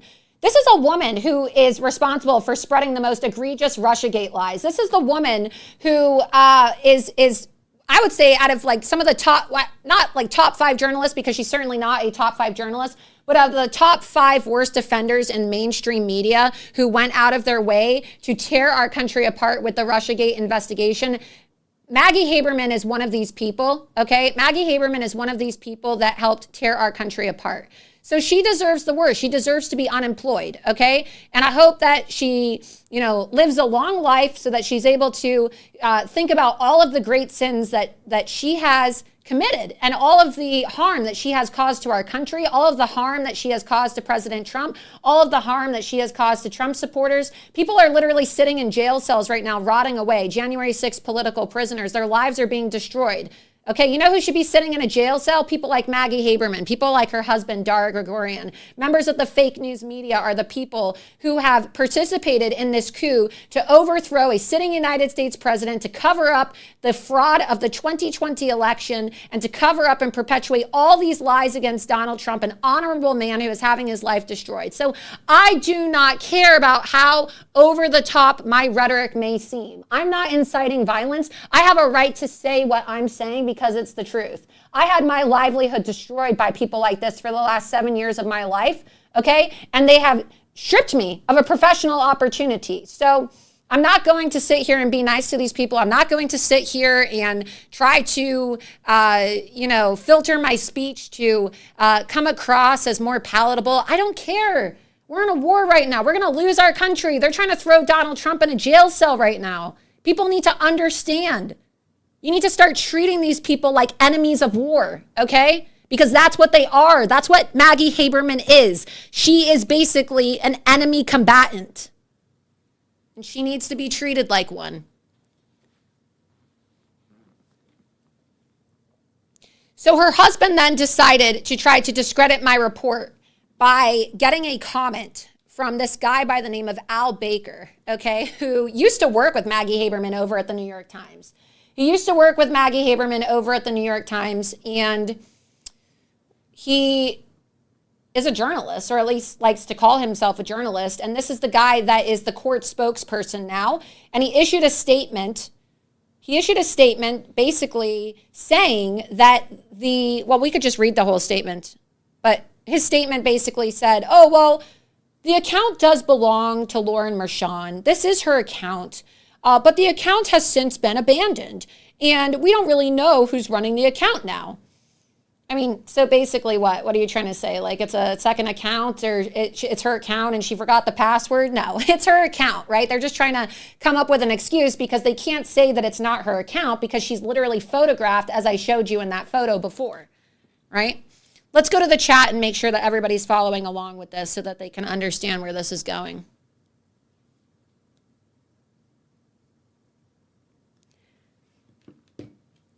Let's scroll down. What do you think about this, Cannon? What do you think about my righteous indignation and crusade against Maggie Haberman? Do you think that I need to tell the people how I really feel? Oh, I think you did tell them how you really felt. I think it's justified. I mean, yeah, she did blow up your employment. But it's not just that. I mean, think about, what do you think? You think that, people have died actually. The amount of fake news that has been spread in this country has actually gotten people killed. Think of the people that have been attacked by Antifa. Think of the people that have, committed suicide as a result of January 6th. The lies and the propaganda spewed by people like Maggie Haberman has actually caused people to be killed and has caused people to take their own life.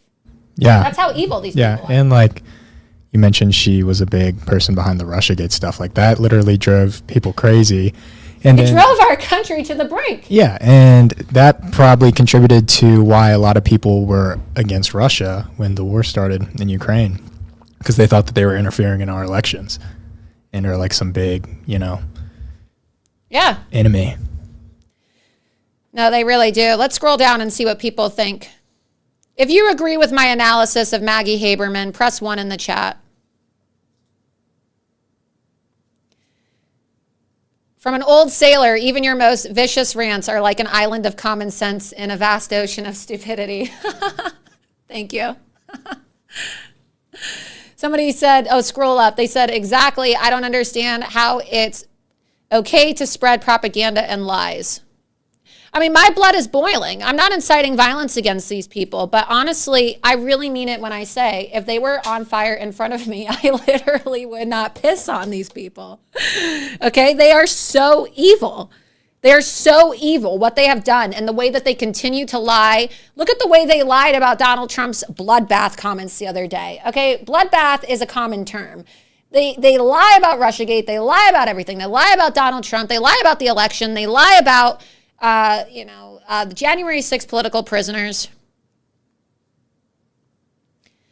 And Nikki6512 said, it's absolutely unbelievable these people like her live to ruin our lives. That's exactly what they do. They live to ruin our lives. And then when we fight back, right, they go silent. So Maggie Haberman wasn't too happy with the post that I posted. Let's see what else people are saying. Someone said, I feel that way about my ex. It's called passion. I'm reporting the truth.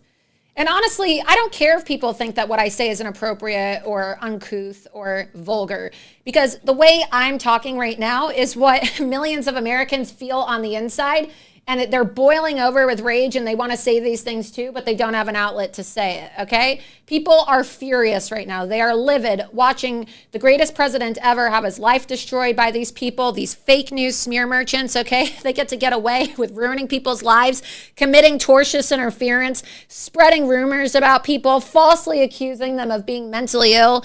I mean, just saying the most obscene things about people. They're communists. They're communists. And it honestly makes me think that Joseph McCarthy was right. Honestly. I mean, really, honestly, maybe there was something to it about rounding up all these communists when you think about it at the end of the day. Maybe Joseph McCarthy was right. I think about that often. Yeah, not Kevin McCarthy, Joseph McCarthy. Maybe that's our next shirt. Joseph McCarthy was right. I don't know. I just feel like, there's something to it. Maybe we would have been better off in this country if the communists would have been rounded up and sent out of our country instead of being allowed to immigrate to our country. They are communists. Let's scroll up. We missed a few chats, and then we'll get back to the tweets to show people. All the way up. Scroll up more in the middle. Let's see what people are saying. Thank you for the super chat, Old Dog 1959. Let's see. She was definitely one of those cunts that was spreading the Russiagate articles that they used to launch the investigation. Absolutely. Absolutely. Have any of these liars and scumbags apologize for spreading lies about Trump and Russia? That dope-smoking, spineless punk Bill Maher is still spreading the fake Russia crap. Yep. They don't ever apologize. They never say sorry. They don't ever say sorry about anything. They never say sorry. Scroll up. Laura's keeping it real. Yeah, absolutely. Absolutely. Let's see. Laura, let us know how you really feel. Yeah, well, you know, that's what they need. If Laura had been with President Trump, imagine what a game changer it would have been. Someone said dark mode, Laura, oxygen thief. Laura not working for Trump hurts we the people aside from hurting Laura. Yeah, it's true. You know, I'm really good at what I do. It is so true. Scroll up more. Wow, crazy. It's absolutely absurd and so effed up. Scroll down. No, this is so effed up. I'm so sick and tired of these people that have no morals and go out of their way to ruin people's lives. It's so true. They just ruin people's lives. And I mean, look at that article, right? Look at the Media Eye article again, the second one, okay? The second Media Eye article. She takes credit. Oh, she took credit. So scroll down. Scroll down some more. After our reporting, a high-ranking Trump official says Loomer is not getting hired. Yeah. So they lie, and then they commit tortious interference, and then they try to take credit for it. And they're vicious, right? They take credit for it, and then they want everybody to play nice. Well, guess what? I'm not playing nice with these people, okay? I'm not playing nice. I don't need to play nice with trash like Maggie Haberman. Let's go back to the chat. Scroll down.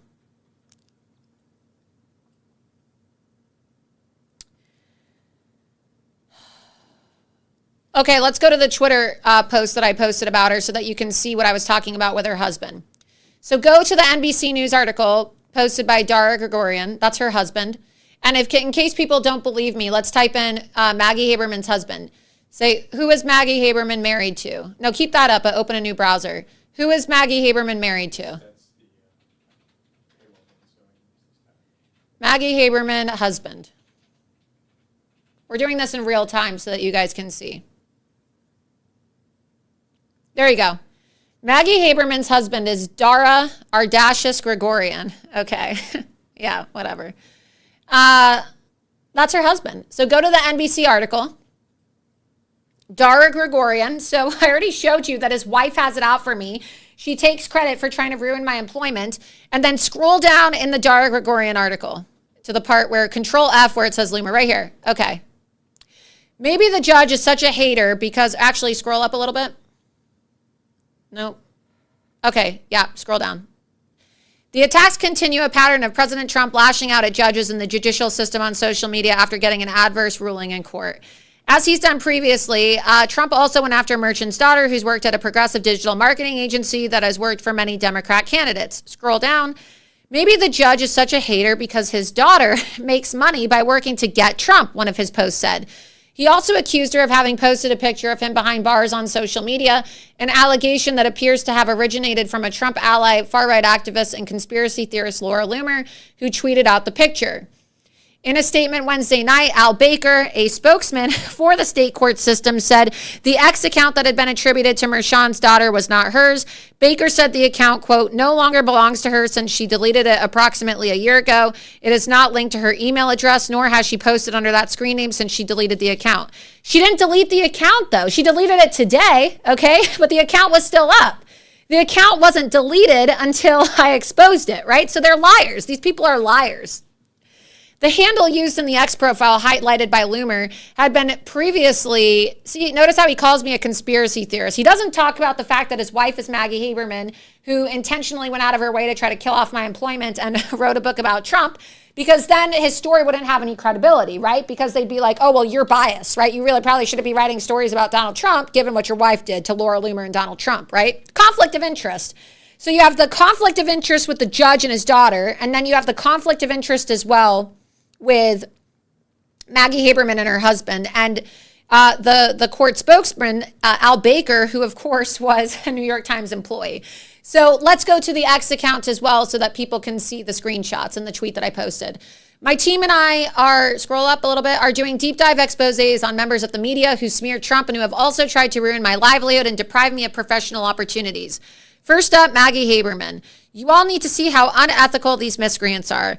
Today, a hit piece was written in NBC attacking me and President Trump after President Trump spoke out about a story I broke yesterday regarding Judge Merchan's daughter. The piece was written by Dara Gregorian. Do you know that this is Maggie Haberman's husband? The same Maggie Haberman who wrote a book about President Trump at the New York Times, and the same Maggie Haberman who went out of her way to smear me when Trump hired me in his office last March.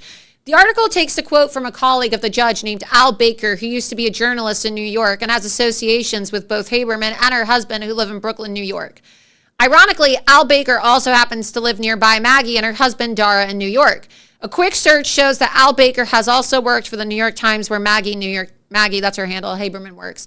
This is how the media lies, okay? They create fake stories and they say the X account is exposed was deleted last year, but they don't disclose their personal relationships with their so-called sources, right? They don't tell you that Al Baker used to work at New York Times, who are also just leftist hack journalists pretending to be legit sources.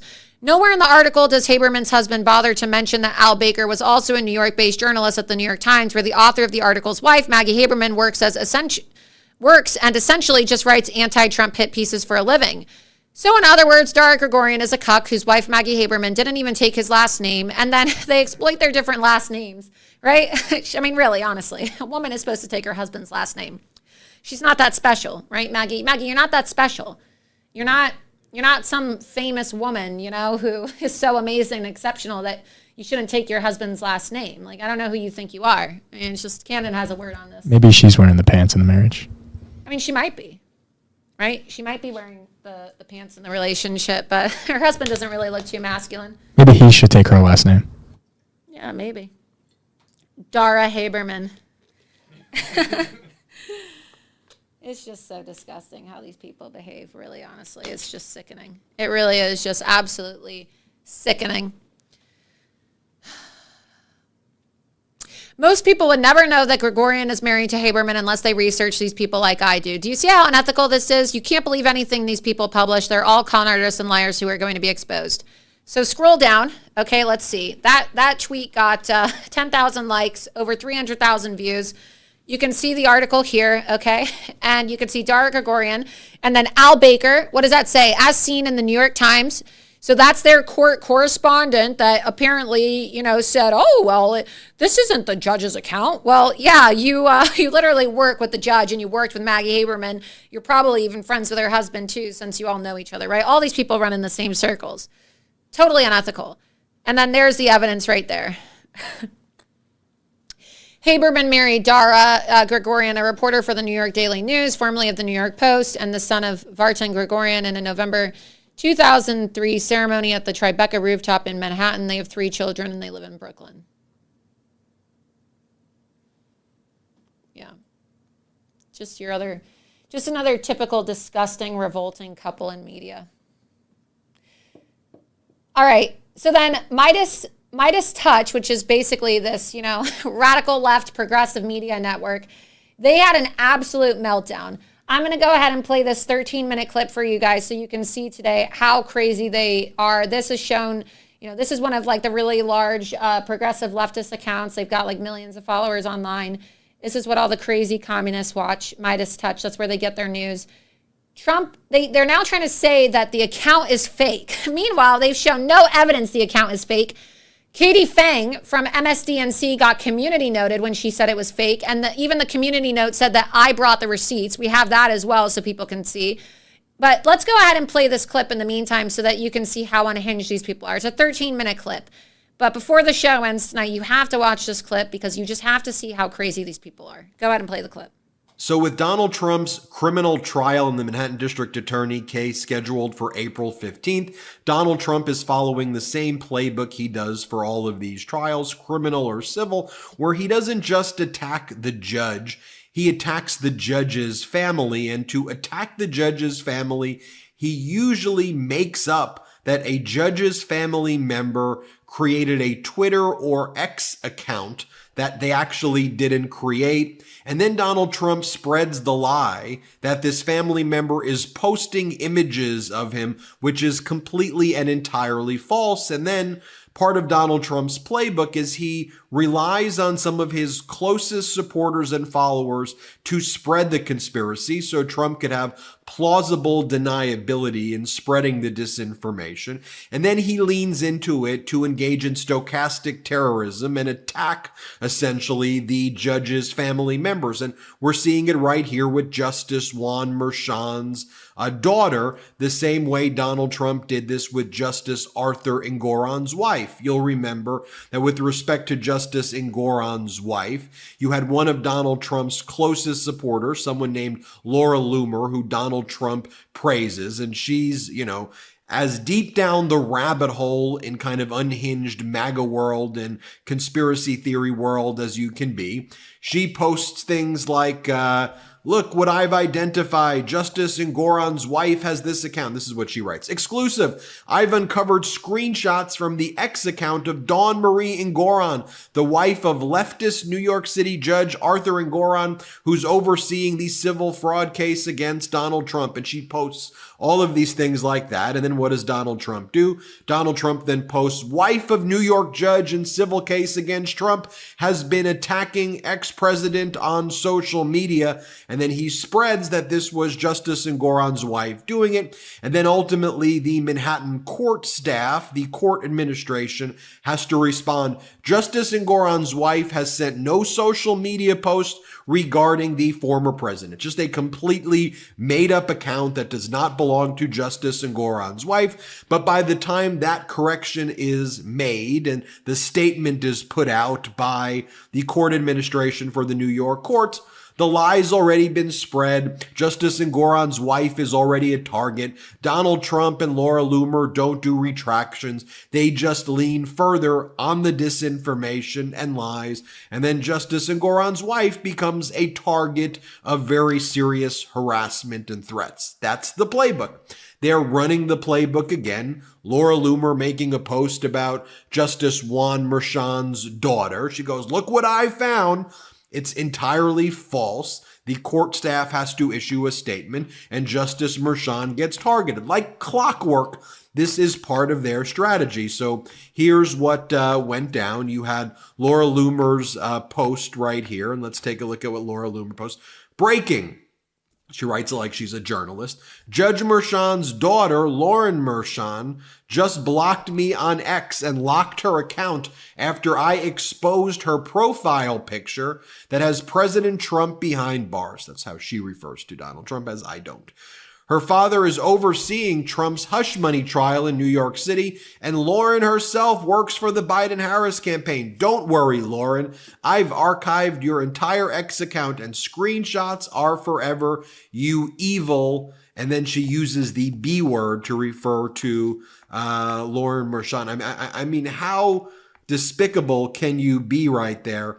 And then when Laura Loomer attacked Justice Engoron's wife, what did she say? Don't worry, B word. I archived your entire account before you could lock it or delete it. I have it all. Hashtag Trump 2024. That's the playbook right there, folks, that we're exposing right here. But then, just the same way that Marie Engoron, that was not her Twitter or X account. Same thing with Justice Merchan's daughter. The court spokesperson, Al Baker, who had to issue the statement about Justice Engoron, same exact court spokesperson, has to go and then issue the statement and say that it's entirely false. Court spokesperson Congressperson Al Baker says the Twitter account Trump attributed to Judge Merchan's daughter hasn't belonged to her for a year. Rather, it represents the reconstitution last April and manipulation of an account she long ago abandoned. This is what the court spokesperson said. The X, formerly Twitter account being attributed to Judge Merchan's daughter, no longer belongs to her. She deleted it approximately a year ago. It's not linked to her email address, nor has she posted under that screen name since she deleted the account. Rather, it represents the reconstitution last April and manipulation of an account she abandoned long ago. But that doesn't stop Donald Trump from posting about her, and Donald Trump attacks her. And Donald Trump says the following. This is after Judge Merchan entered a gag order against Donald Trump. The gag order says you can't attack court staff and the family of court staff.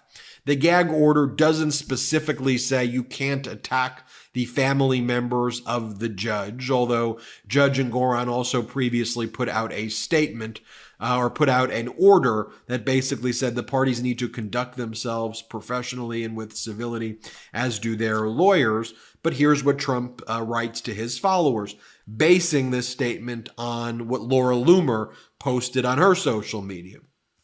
And Trump was posting this throughout the entire night, but I'll just show you one example. Judge Juan Merchan, who is suffering from an acute case of Trump derangement syndrome, whose daughter represents crooked Joe Biden, Kamala Harris, Adam Schiff, and other radical liberals, has just posted a picture of me behind bars. Her obvious goal, and makes it completely impossible for me to get a fair trial, has now issued another illegal, un-American, unconstitutional, and he spells it bizarre, order as he continues to try and take away my rights. This judge, by issuing a vicious gag order, is wrongfully attempting to deprive me of my First Amendment rights to speak out against the weaponization of law enforcement, including the fact that crooked Joe Biden, Merrick Garland, and the hacks and thugs are tracking and following me all across the country, obsessively trying to persecute me while everyone knows I have done nothing wrong. But you see Donald Trump using the statement of Laura Loomer about this Twitter account, exact same playbook. Trump did that. Laura Loomer said it with Justice Engoron in the New York Attorney General civil fraud case. Then he basically posts that. And that's one of the reasons that Trump locks arms with people like Laura Loomer. They are useful for him to do things like that. And here's Donald Trump sitting next to Laura Loomer a few months ago, where he praises her and gives her clout and credit and says that she's very important to him. And by the way, she's someone who would likely be making decisions over your life. She would probably get a very senior position in a future Trump administration. And whether she was made Homeland Security Secretary, whether she was given a position as an ambassador to the United Nations, and you go, oh, Ben, that's wild. He's not going to do that. Really? You think that he wouldn't do that? She's one of the closest people, one of his closest confidants who he talks about. Here he is sitting right next to her. Play this clip. Hey everybody, we're here at Bedminster. I'm with the greatest president ever, President Donald Trump, who is killing it right now. There's a new poll out, right? You're crushing it. You're up over 50 points. And it's a beautiful day here. Beautiful club. It's my first time here at Bedminster. Well, it's great to have you, and you've been really very special. You work hard, and you are a very opinionated lady. I have to tell you that. And in my opinion, I like that. Well, I appreciate that. all of your support, and you've been terrific. And everybody appreciates your support. Yes. Thank you. Thank you. Thank you so much for inviting me to sit with you today. It's a pleasure. You're the best. I love you. And I could show you dozens of clips like that. He praises her at lots of his rallies after praising the January 6th insurrectionists, who he calls hostages, and then singing an alternative version of the national anthem, which he calls the J6th anthem, which he's replaced our national anthem. He goes in to praise Laura Loomer. Play this clip. Really taken the country by storm. Very powerful person, very strong person, very courageous person, a warrior. Laura Loomer. Laura, where are you? Thank you, Laura. Great job you do. You know, just so you know more facts about Laura Loomer, she's somebody who chained herself to the Twitter offices back in 2018 and compared Twitter blocking her conspiracy theories to the Holocaust, and locked herself to the Twitter offices, and then had a star on her shirt. I mean, this is in my opinion, some real sick stuff right here. I'll just show you a portion of this stunt that she had, and this is someone who Donald Trump praises, comparing what she was blocked on Twitter or something to the Holocaust. Here, play this clip of her. But I am not. Do you hate Jews? Do you hate conservatives? What is it, Jack Dorsey? You know, is all of the Saudi money that you're receiving from your Sharia adherent investors at Twitter influencing you? Is that why you're banning people for posting facts about Sharia and jihad? Is that why you're banning conservatives? You know, is that why you banned Gavin? Because Gavin McGinnis spoke out about Islam? Is that why you banned Milo, a gay conservative man? Is that why you banned Chuck Johnson? So, folks, it's important that we understand the origins of this stuff. When Trump says this, where is it coming from? People like Laura Loomer, and people like Laura Loomer would be the type of people who make decisions for you and your family and your kids and your grandkids. Now, this is what I always say. I don't really care about what political parties we're talking about, because this stuff is... Let's hope that I'm in the administration making decisions for people like you and your family, right? Because we're going to make America great again. My favorite part, and then we'll get back to this too, was when he said he might make her Secretary of Homeland Security. I hope so. Yeah, I hope so. I mean, like, they're just so crazy, right? It wouldn't be that bad. And then he said, or the ambassador to the United Nations, so I can ban them. Yeah, I would love to defund the United Nations. Laura Loomer for United Nations ambassador, so that I could shut them down once and for all. Laura Loomer for Secretary of Homeland Security, so that I can deport all the illegals and basically conduct raids on the jihadis. Okay? Let's do it. Let's do it. Not normal. Whether you're a mainstream Republican, a mainstream conservative, a liberal, a progressive, an independent, or someone not affiliated with political parties, unless your mind and brain has become MAGA mush, we should all look at threats against judges' daughters, deranged lies and conspiracy theories, locking arms with people like Laura Loomer, and having Laura Loomer in leadership positions and having Donald Trump in leadership positions. I think just objectively we should all look at that and say no. No, this is not an issue of, liberals versus conservatives. This is an issue of life or death. And this wannabe fascism, this MAGA nonsense, this weirdness, and this just overall, what I view as a hatred of our country and our democracy and what our values should be here. That's what's on the line. Evaluate for yourself. Leave a comment below. But that's how I feel. Tell me how you feel. Hit subscribe. Let's get to 3 million subscribers together. And by the way, I want to give a special shout out to Ken Harba, who you probably... All right, we've had enough of that nonsense. But 13 minutes of my life I'm never going to get back. Actually, 26, since I just watched it twice.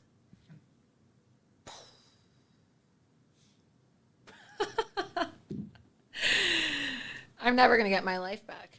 Anyway, that guy's a lunatic. And I just think it's so funny. They're so scared, talking about Donald Trump praised Laura Loomer and she's, one of his closest confidants. Yeah. I don't even work for Donald Trump. Okay. I mean, it's nice that, I guess whatever they think that, well,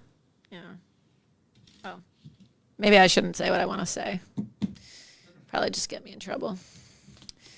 But anyway, it's just so interesting what these people have to say. It's so interesting, and it's nice that they seem to think that, I'm like attached to Trump at the hip, because I'm not, right? Everybody saw that New York Times hit piece, and that's what they seem to think. They're crazy, right? Someone said, I'm breaking up with Democrats. I can't live with them, sending divorce papers. Yep, we're going to have you help. We're going to have you in our party, right? Or now that it's a general election, right? You don't even necessarily need to change your party affiliation. But a lot of people are getting sick of the Democrats. They're deranged. I mean, that was an unhinged rant, okay? Showing me handcuffing myself to Twitter. Yeah, look, I handcuffed myself to Twitter to raise awareness about big tech social media censorship, right? But I guess they must think that, well, not think. I guess I am very powerful, right? I'm humble. But there's no denying the impact that I've had on the election. I destroyed Ron DeSantis and his campaign. I mean, that was a $500 million operation. I destroyed Nikki Haley. And I've exposed a lot of President Trump's enemies, and I've exposed a lot of these corrupt judges and a lot of the key players in the lawfare against President Trump. And President Trump likes my reports. So very triggered these people are. These people are very triggered. But as you know, I do not work for President Trump. So let's see. He was so obsessed with Laura. Yes, he is. He's very obsessed. So these people are definitely obsessed, and they clearly have no purpose in life because they want to destroy our country. I'm not inciting violence against anybody. I'm not a criminal, right? I'm just trying to help expose corruption and fraud. Some people don't like my tactics, but I'm not doing anything wrong. But it just shows to show you, they really want to shut everybody down in this country who actually is doing something good for America. So that's what this is all about. Before we close up, before I take a few of your questions, think about what you want to ask. And of course, super chats are prioritized. I want to take a moment to thank the second sponsor of tonight's episode of Loomer Unleashed. And of course, that's 1775 Coffee. You can go to 1775coffee.com/Loomer, 1775coffee.com/Loomer.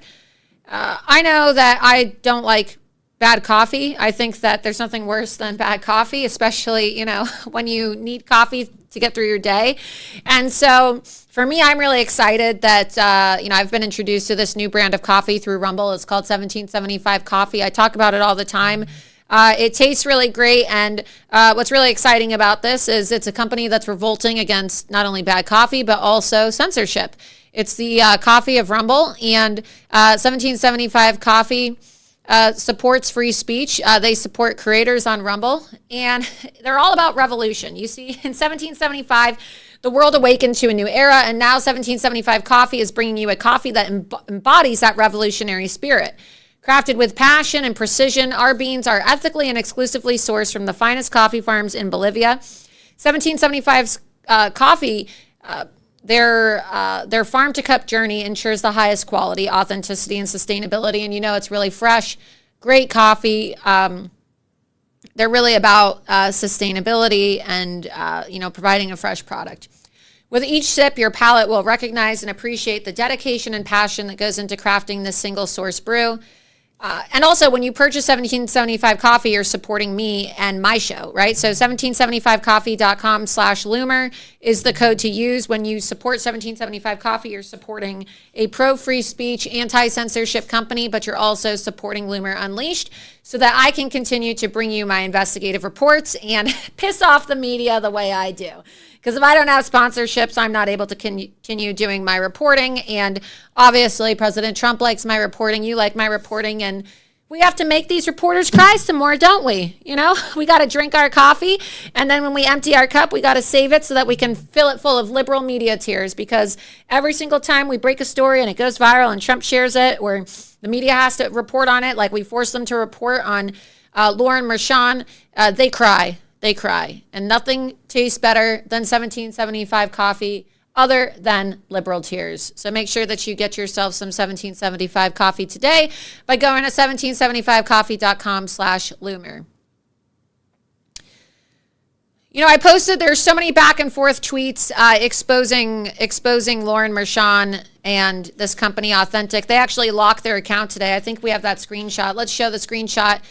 But I want to take 5 to 10 questions or so before we end tonight's stream. So put your questions in the chat now, because I'm going to show you the screenshot of her locking her account today for Authentic HQ, and then we're going to get to the questions. So you can see they locked the account. Digital agency partnering with clients to build award-winning programs. So after I exposed her again today, they locked the account. Go back to that tweet.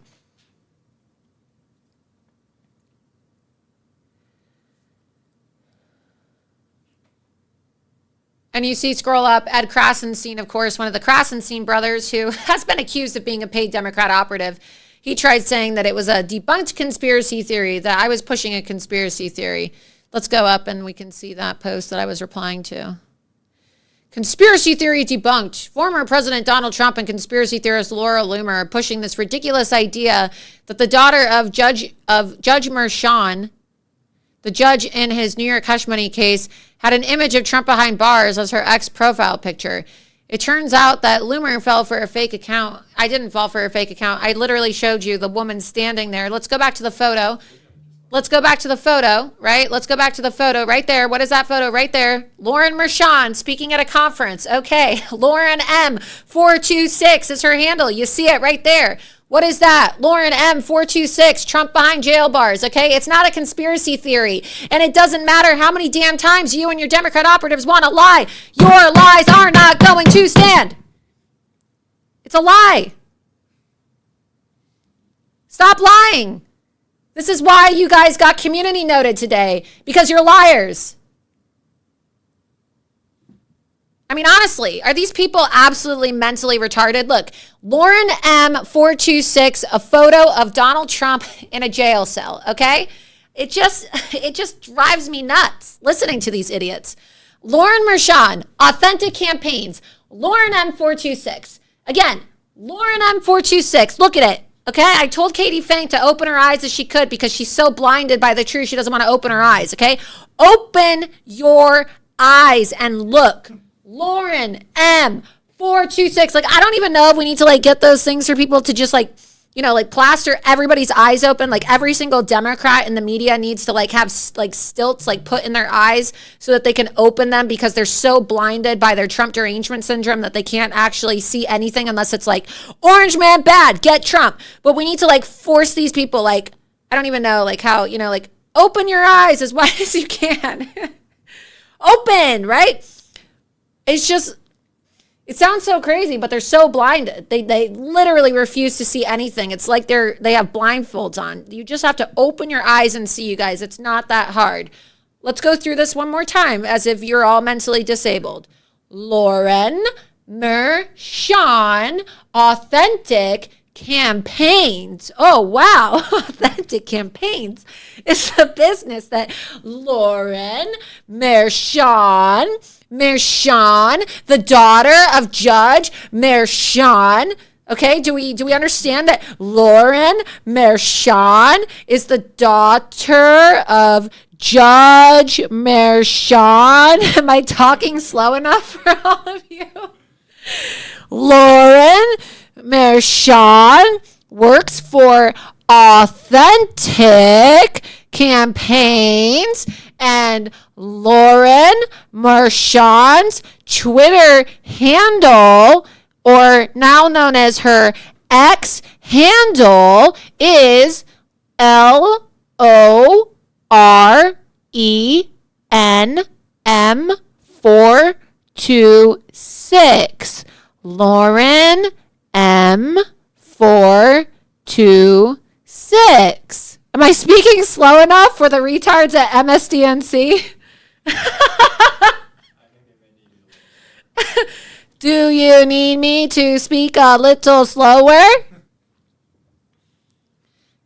Katie Fang, am I speaking slow enough for you to understand? Katie, do you know what LORENM426 means? That means, Katie, that handle behind Lauren Merchan speaking at a conference is the same handle as, let's go to the photo for all the slow people, as Lauren M426. Oh, what's that? That's a photo of Donald Trump. Do you know who Donald Trump is? You know, the GOP nominee for president? Okay.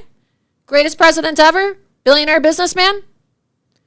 That's Donald Trump sitting in a jail cell next to LORENM426. Wow. I mean, honestly, I feel like I am a teacher in like and I don't even want to degrade special needs students, right? But like, because Like, you don't even have to, like, honestly, like, somebody with special needs or even a toddler would be smart enough to understand this, right? Like, the only people that are stupid enough to not understand that account is the same account that is featured at her presentation, the daughter of this guy, okay, this asshole behind me, Judge Merchan, who's trying to lock Donald Trump in a jail cell, are actual morons, okay? These people must have been dropped on their head over MSDNC and CNN and the New York Times and NBC. That's how I'm going to start talking to them from now on when they call me and ask for a comment. Do you understand that you can't just say that a story is fake? Do you understand what photographic, I know that's a big word, photographic evidence is? Do I need to talk to you like you are stupid because you don't understand basic common sense? That's how I'm going to start talking to these people. I swear to God, I'm not even joking. Like, next time I get a phone call from one of these idiots, I'm literally going to say, they're going to say, is this Laura? I'm going to say, yeah. It's probably going to be that moron, Maggie Haberman's husband. Hi, this is Dara Gregorian from NBC. Hi, Dara. Do you understand English? Do you know what a screenshot is? Did your wife tell you that screenshots are forever? The internet is forever? Like, I'm sorry. Say it on the mic. What? What'd you say? Now they're going to add ableist to her long list of titles. Yeah, so they're going to call me a racist. They're going to call me an ableist. Laura Loomer, yeah. Islamophobe, white nationalist, racist, ableist. Let's go to the chat. Let's see what people think. Should put a 1 in the chat if you think that I should talk in syllables for the morons in the fake news media. I mean, honestly. Scroll up.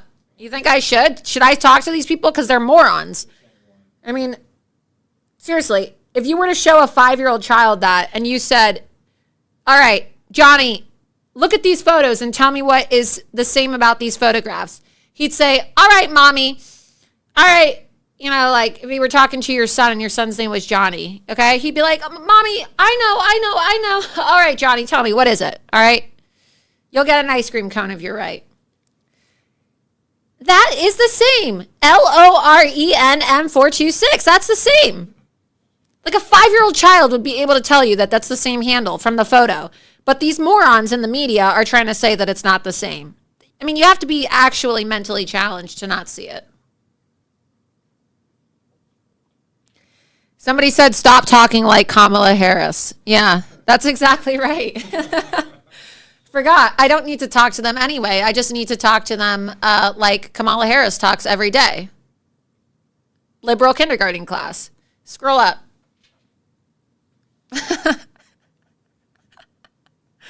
We could just start recording that as a segment on Loomer Unleashed. Like, you know, retard journalist calls Laura Loomer. She records the phone call and talks to them. Hi. Yes, this it's actually a really good idea for a segment. Scroll up some more.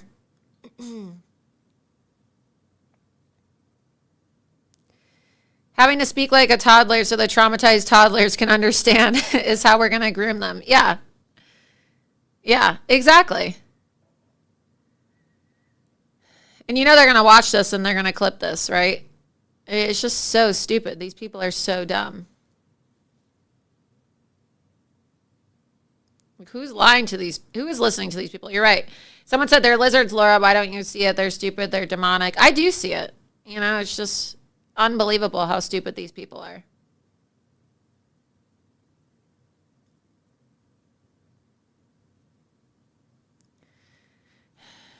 All right. Any more questions? Let's see. So, I mean, you just have to be so over the top. Some people say, okay, Laura, you know, that's enough. No, you literally have to be this over the top and obnoxious about it and in their face and literally talk in syllables like, Do you understand the words coming out of my mouth? Do I need to speak slower so you can understand me, KT Fang? Like, you literally have to talk down to these people because they just don't see the truth. They just refuse to see it. And if you read the comments online, everybody's like, oh, you know, Laura brought the receipts, and even the community note. Do we have a screenshot of the community note? Let's pull up the community note and you can see for yourself.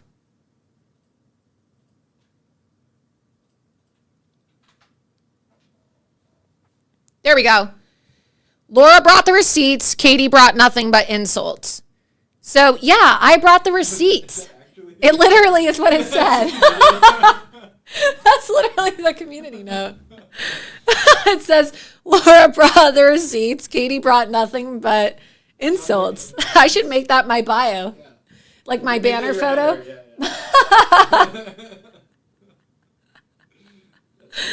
I should make that my header photo. She goes, the backpedaling is admirable. Even the community note said Laura brought the receipts. Katie brought nothing but insults. So again, you guys, you have to talk down to these people. Lauren M426. I'm going to get it tattooed on my head. Anyway, let's go to the chat. A few more questions.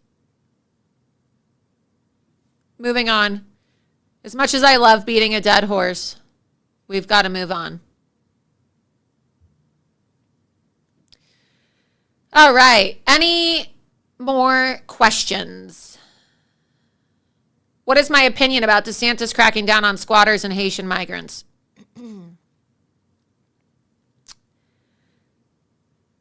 I think it's debatable if he's cracked down on Haitian migrants. So I don't know.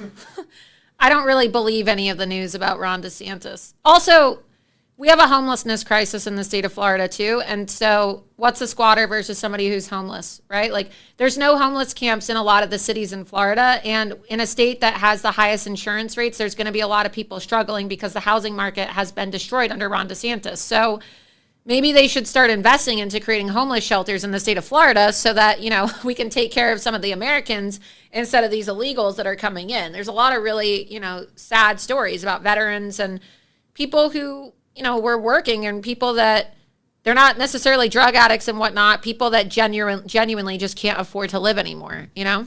So I don't know. We have to see about that. I think that we need to start doing more to try to, you know, rehabilitate the homeless in this country, because there are like legitimate squatters, people that take people's homes and they try to steal people's homes. And then there's people that are homeless and they're desperate and they're trying to just, you know, get by. And with Joe Biden's economy right now, a lot of people who are working are homeless. You know, it's condescending to say, oh, go get a job. A lot of people were working. It's really expensive to live in America now. It's really expensive. Anyway,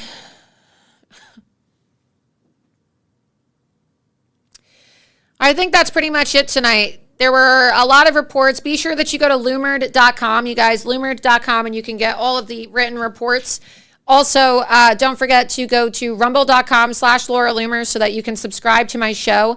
Be sure that you're following me on Rumble, and also be sure that you're clicking Get Loomered so that you can subscribe to my locals, loomer.locals.com. You can get all of my exclusive reports and all of my updates. You can subscribe annually for $70 a year or monthly for $7 a month, or you can give a one-time donation. Also, don't forget to go to givesendgo.com/The Great Replacement so that you can donate to support my film, my independent film that is going to be coming out in about 2 months or so. But with that, I hope that everybody has a wonderful Easter weekend, and I hope that people are able to, you know, enjoy the weekend. Be safe, because, you know, we have a lot of Islamic jihadists that are entering our country right now through the southern border. So avoid public transportation, avoid populated areas. If you can enjoy a nice Easter weekend with your family in, you know, solitude, away from major cities, I would avoid all public transportation this weekend, because a jihadist would love nothing more than a big terrorist attack on Easter weekend in the middle of Ramadan in the United States of America. We still don't know what happened with that bridge incident in Baltimore, by the way. You know, they're still doing an investigation, so who knows? You know, I think there's a lot of weird things going on in our country right now, and I just think that people need to be cautious. So please be very careful and make sure that you avoid public transportation this weekend if you are going to be doing anything for Easter weekend. But with that, thank you so much to everybody that tuned in to Loomer Unleashed. We're going to have a screening of Slave Nation next Tuesday, a film by one of my sponsors, Paymon Montejeda. And so be sure that you tune in to Loomer Unleashed next Tuesday, 8 p.m. Eastern. It's going to be a great show. Follow me on X, follow me on True Social, Gab and Getter at Laura Loomer for all of my updates. And again, be sure that you subscribe to me on Rumble and Locals.